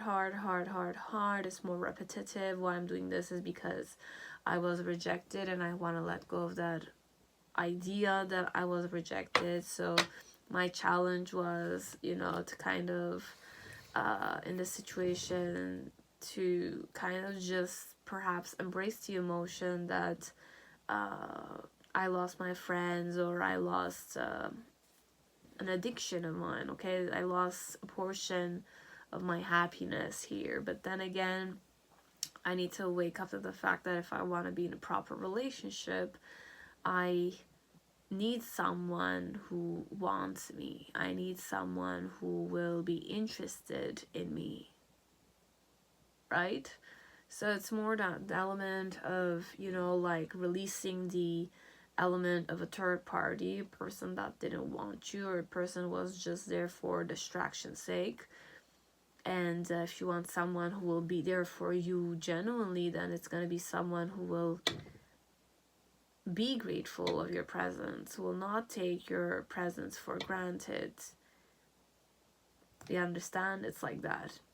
And in the initial phase, it's more like with the Magician card, it's more like I like to manipulate things. So I'm manipulating things the way I know, or I'm an alchemist, or I'm an occult scientist, or I'm in the arts of esoterics and stuff like that. Or it could be I'm the master of my own life, technically. Or there's an element of I'm being initiated to a certain practice, and with this practice I'm inquiring about the wisdoms of the soul, because the Hermit is soul searching elements, but it also represents the wisdom or the spark or the secrets of life or creation. And you have the Tower card, which is also the storm, the electricity, but it's also representing the third eye for me. Okay, there's many ways you can look at the Tower card. It's that awakening element. It's that third eye. That's the inner light that wakes up, because the pineal gland is electricity.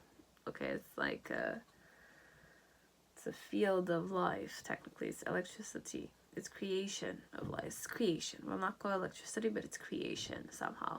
So this one is more like once you meditate properly, or you get initiated to a certain practice, and you're eager to be disciplined at it, you will have the epiphany. And once you go through this tower moment, or this spiritual awakening process, you will realize that you're more abundant, more radiant, you feel more calmer, you feel more motherly, gentler, feminine, nurtured from inside.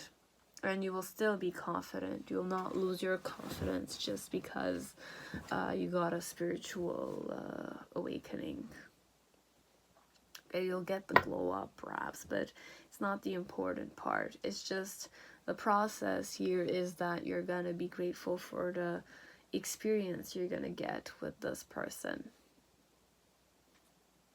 And you will bask in a shower of sun's ray kind of thing. I don't know how to kind of say it. It's very illuminated energy. Okay, you'll feel like you're graced by the sun or something.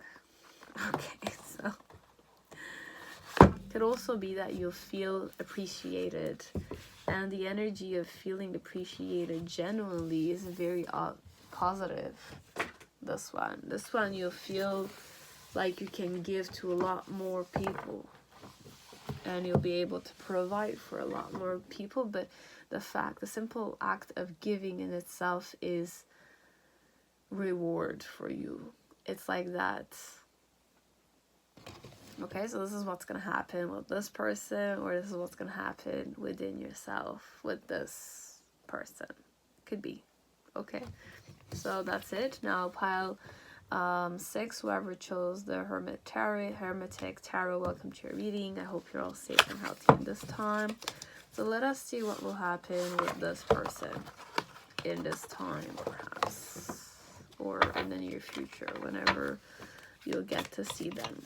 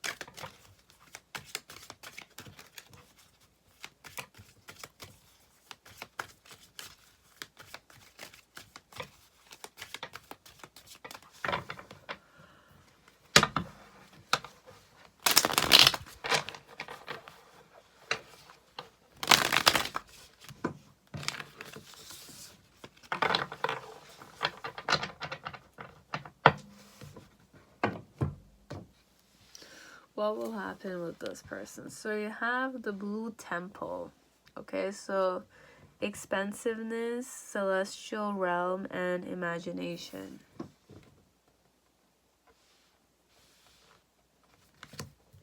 So what will happen with this person? So you have the Hierophant with the King of Cups.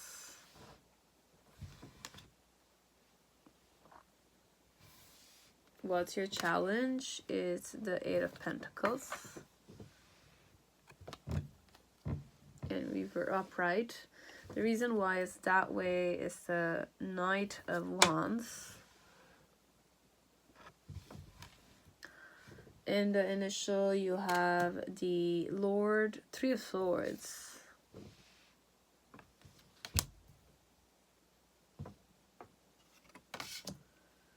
Ten of Pentacles.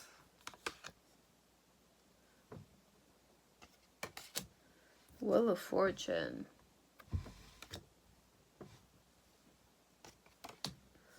Two of Wands. Okay. 3 out of 6. I feel like they're very internal energies. So I don't know if I'm reading this for you guys and you guys are pretty meditative yourselves. Okay, you'll know. Okay, I don't know.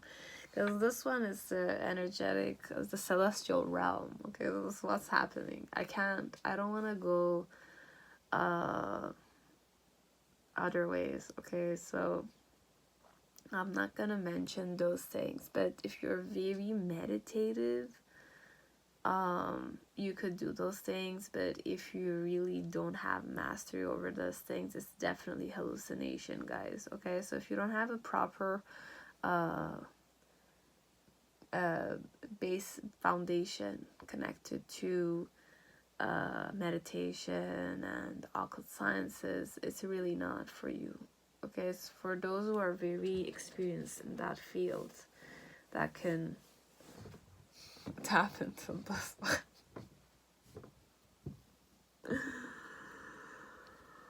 Oh my god. Welcome, guys. Welcome. Welcome.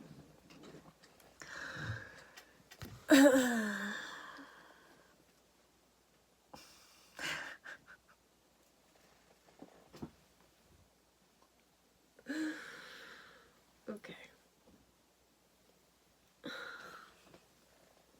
So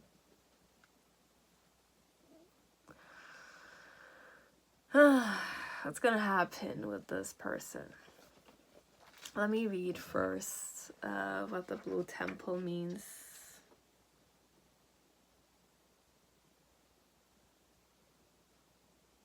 And I hear the crows.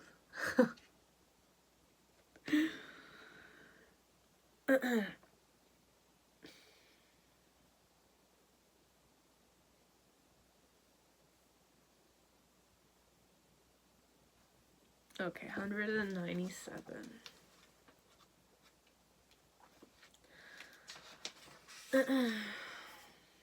So, celestial realm, the imagination, expansiveness. So, welcome to the Blue Temple, the home of the alchemical imagination. You have entered a space of new depths, new possibilities. The inner eye opens and you become willing to see in a new way. To understand this card, one must study blue itself. It is the celestial color of the sky, the ocean, and the peacock's tail. Though potent, blue splits away. Through this color, our imagination threads together experience both grim and glorious. Think blue films and blue ribbons, the halls of heaven and the horrors of melancholy. We are taken into the depths of mood, of tone, of the rhythm of the blues. The eternal mystery of blue will only deepen as we study it, and this is precisely the point. Leave the cerebral behind. Cloak yourself in the sapphire robe and sit quietly in the vault of mysteries. Definitely the Hermit card. Hermit Tarot. Go deeper. Look at the surrealist and Dadaist works and let your imagination roam. To ponder. Earth as the other vault. And you have many people dismiss the other vault as nonsense. Don't worry about them. Stay tuned to your own attendance to the sacred place and notice how you feel there. Once in the blue moon is a significant phrase. If the blue temple card and the moon card appear together, take note the unlikely is the most likely. Okay? Okay, so why I said welcome and I took a time, it's just I sensed it that it's a whole new level of consciousness I'm facing. Okay, so perhaps you guys were on this channel with me, it's just that I never perhaps woken up to it, as it's more I'm learning. Okay, so just understand that what you do perhaps, but let me see what will happen with this person. Okay, so overall with the blue temple, it's more, you know, it's more natural. Okay, so the way you are natural and authentic, it's more natural. You don't need to explain yourself, you don't need to express, justify, you just be. Okay, so there's also this element of telepathy perhaps that you already have with many people, and there is definitely a flow with you.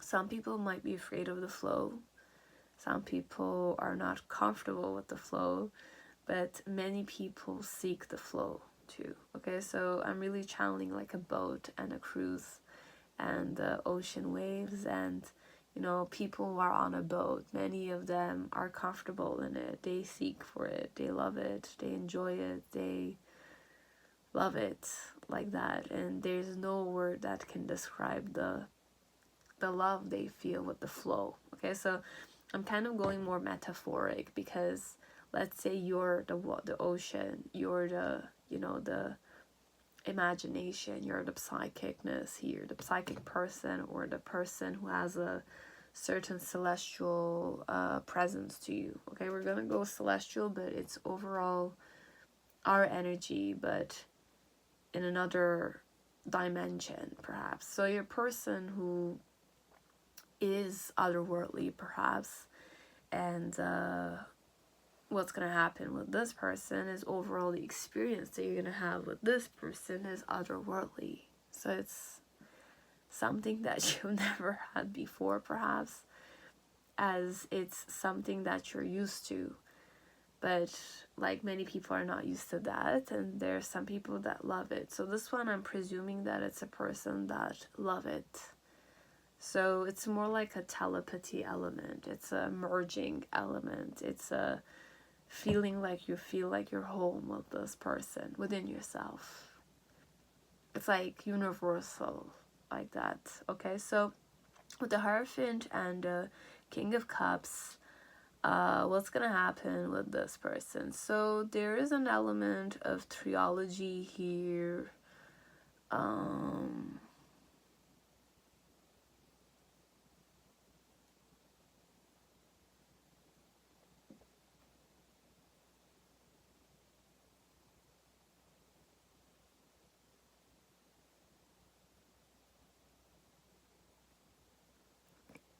So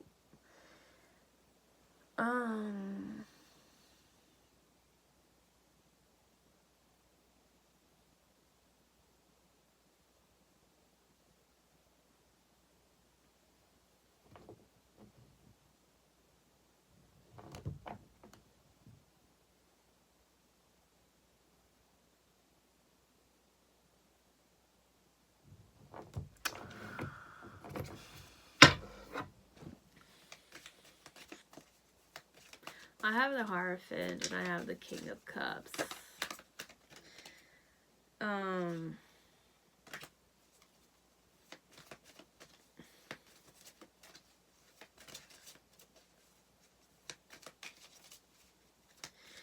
Look, we're pretty much in a state of conscious dreaming, perhaps.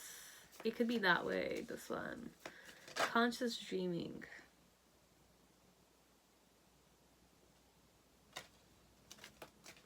About a situation with a female.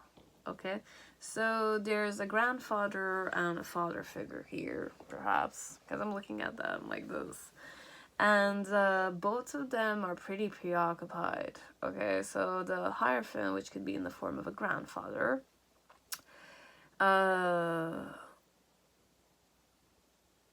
is occupied with his religion, perhaps, you'll know, or his prayers and his beliefs, perhaps. And the father is a more, you know, lotus flower in hand. You have the snake. Okay, so I don't know if this is about your father and your grandfather, or this is about you, this one, but both of the masculine energies here are preoccupied. One with religion, the other one with meditation or occult sciences, okay, and ambition, okay. But your father seems more romantic or more like into yoga and stuff like that than your grandfather, okay. Your grandfather is more into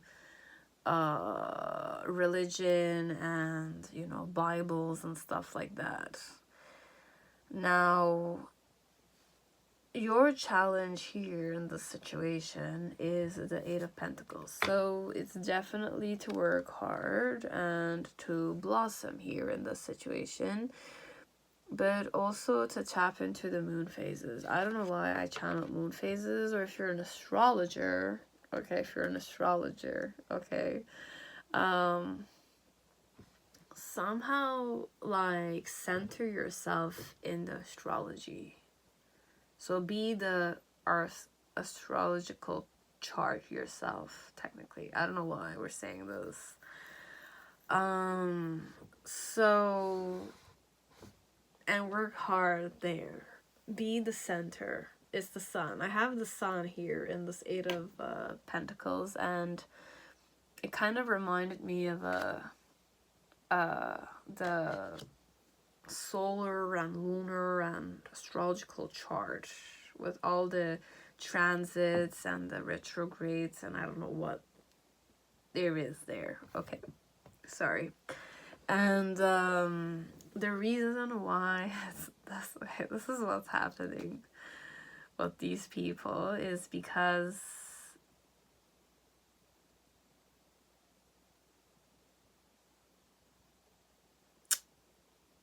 what is this? Okay. Perhaps you're the Knight of Wands here. Perhaps, I don't know, you're the Knight of Wands here. That's kind of like the youngster here. Because I have the Hierophant, which is more like the grandfather. I have the King of Cups, which I'm kind of like tapping. It could be a father figure. And then I have a Knight of Wands, which could be a younger figure. Okay, so I don't know if you're the young man, the old man, or the father figure. But there's an element of astrology is very intense here. But apart from astrology, there's a certain talent connected to pineal gland here. Okay, it's definitely the pineal gland and throat chakra. It's more outside of, you know, groundedness. It's not really grounded energy. And Hermetic Tarot could definitely be the Virgo sign, but it's the gestation period and the, you know,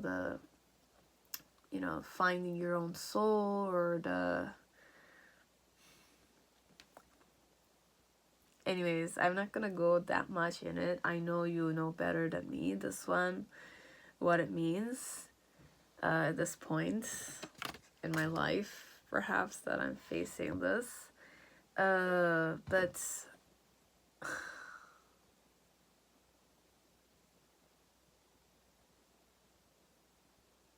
what's happening is why they're both preoccupied. Okay, so what's happening is that your parents or your family members or this spouse perhaps, or this partner or this colleague is preoccupied with other stuff because you ignited that in them somehow. Okay, you ignited this in them. Your presence somehow electrocuted it, like kind of created a certain intensity. If you look at this card, There's like the storm, or there's the lightning bolts, and there's an element of fierceness facing head on. So it's more like you kind of, it's more like the watchful eye of the Knight of Wands is causing the King of Cups and the Hierophant to, you know, be on their missions or something of that sort. Okay, so this is what's happening in the situation. Okay, so it's either you impose something, you had an epiphany of something, but you imposed it energetically, this one. Be it on a physical level, you kind of like forced it on the table, you kind of like had arguments and you kind of persuaded them, kind of stuff, as it's more energetically what you're doing with your life. And if they're kind of like stalking you, know how grandfathers and fathers could be, specifically in a business-like environment, if it's business-like environment, or it's like a more established environment. It could be business, it could be religion, it could be an established important family environment, something of the sort. You know how grandfathers and ambitious figures could be, you know, like they keep tabs on you, and they have their own, like, you know, ways that their own birds, let's say, bringers, or you know, what do you call that, man? I remember in Game of Thrones, the unique mentions, I have my own bird or something of the sort. So this one is more like you kind of impacted them to do certain stuff, or you kind of motivated them to be more focused in whatever is important to them, kind of stuff. Okay, and your challenge here with the Eight of Pentacles, it's more to, you know, be centered and work harder on yourself. This one, on yourself. It's not on your business, on yourself. Now, if it's more an astrologer I'm talking to, your challenge in this situation is to center yourself, become the astrological chart that you're reading. I don't know how you could do that, but be the chart you're reading. You know, sometimes be in the flow of it, but be the center of it. It's more like when you're reading Torah and the Wheel of Fortune, it's it's your hands, right? But then again, what does that mean? It's more like you're the one creating things. For you to create things, though, you need to be centered so that none of the changes of cycles could be in your way, kind of stuff. Okay, so instead of turning circles, you're going straight forward, or whichever way you wish to manipulate things. It's the center that will direct it somehow. It's your core energy. If you want to do a pirouette, then you need to start by keeping the core straight and then doing the changes that you need to do. But the changes will not impact the core. It will just allow the body to be a specific way, but the core will always stay the same, kind of stuff. So if you're having difficulty with your astrological charts and stuff like that, or it's overall more internal, it's not connected to your grandparents or your father, let's say, it's more connected with your own knowledges and your own spiritual trinity elements, and you have the emotional side, and then why is this happening within yourself or with this person that you're giving an astrological reading to. Perhaps it's more like this person has a more electric presence, but remember, it's a Knight of Wands. It's not necessarily a king, nor is it a Hierophant. Okay, so you can kind of look at it that way if it kind of will give you more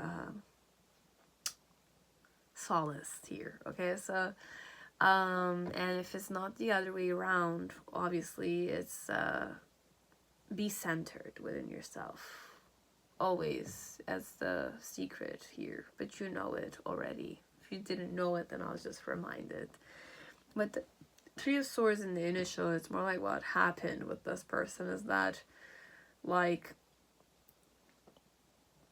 it's like, because we're too bold, okay, or because you're too bold, or you're very honest, okay, it can be pretty hurtful. Okay, so it's not easy to, you know, speak the truth all the time. It's not. And when you need to speak the truth, there are certain consequences that you need to face. irritate someone, create chaos and conflict a bit, kind of stuff, okay? So with the 10 of Pentacles in the middle section, you have Lord of Wealth. So overall, you will succeed at getting the money, or you will succeed at getting the business established overall, because these two people are preoccupied with other stuff. And if ever they were always on your toes, or even if they were keeping tabs on you, this time around you'll succeed, because you got your way, you spoke your truth, you wanted this to happen, you imagined this to happen, you have this spiritual connection with them, perhaps, that they can allow you this freedom to, you know, do the things that you want to do and feel stable in it and succeed at it. And work hard on it. And in the near future, with the Wheel of Fortune and Two of Wands, it's more like Lord of the Forces of Life, and you have Lord of Dominion. So overall, what's gonna happen with this person is that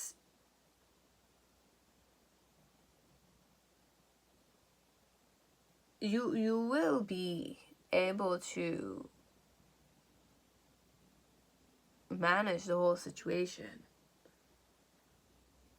Now, if you had other people on your head, okay, so I don't know. This one, it could be I'm a very hardworking businessman.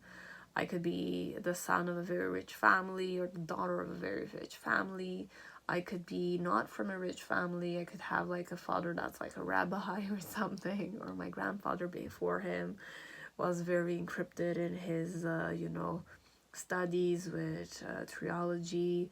My father has like more like a meditative approach kind of stuff, and I myself am encrypted in it because I was born in it. You know, I have like certain talents kind of stuff, okay? And you know, I wanted to do something for a long time, but then again, these two masculine figures would always suppress me kind of stuff. So finally I'm able to kind of break free from it, and when I'm breaking free from it, though, they're hurt because I'm not listening to them, but they're forgetting also that I need my own space, technically, so that I can, you know, feel more stable within myself, gain my own independence, and make my decisions for myself so that I can manage and be the master of my own life, okay? Take things in my own hands, technically. So you will be doing that with this person or these people. You will succeed at distracting your grandparents and your father, perhaps. Or you found your parents or your grandparents' distractions so that you will be free from their scheming heads kind of stuff. So this one is more you're manifesting something, as it's not even a question of manifestation. It's more because your grandparents before, but this one is more family energies. Like, it's not familiar to me, it might be familiar to you, whoever I was reading this to. This is real new energy for me. Okay, so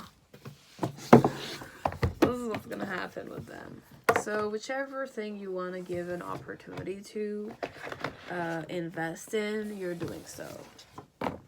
Why? Because the other people who are bothersome, usually would bother you here, are distracted with other stuff, but it's also something that you created so that they could leave you alone kind of stuff. I don't know, this one's like that, okay? So so that was it. I hope it resonated. I know who I read this to, but whoever's gonna resonate it with, I hope it will give you the insight you seeked, okay? I'll see you on my next video, okay? So have a good day, stay safe, stay healthy, and see you around. Bye, guys.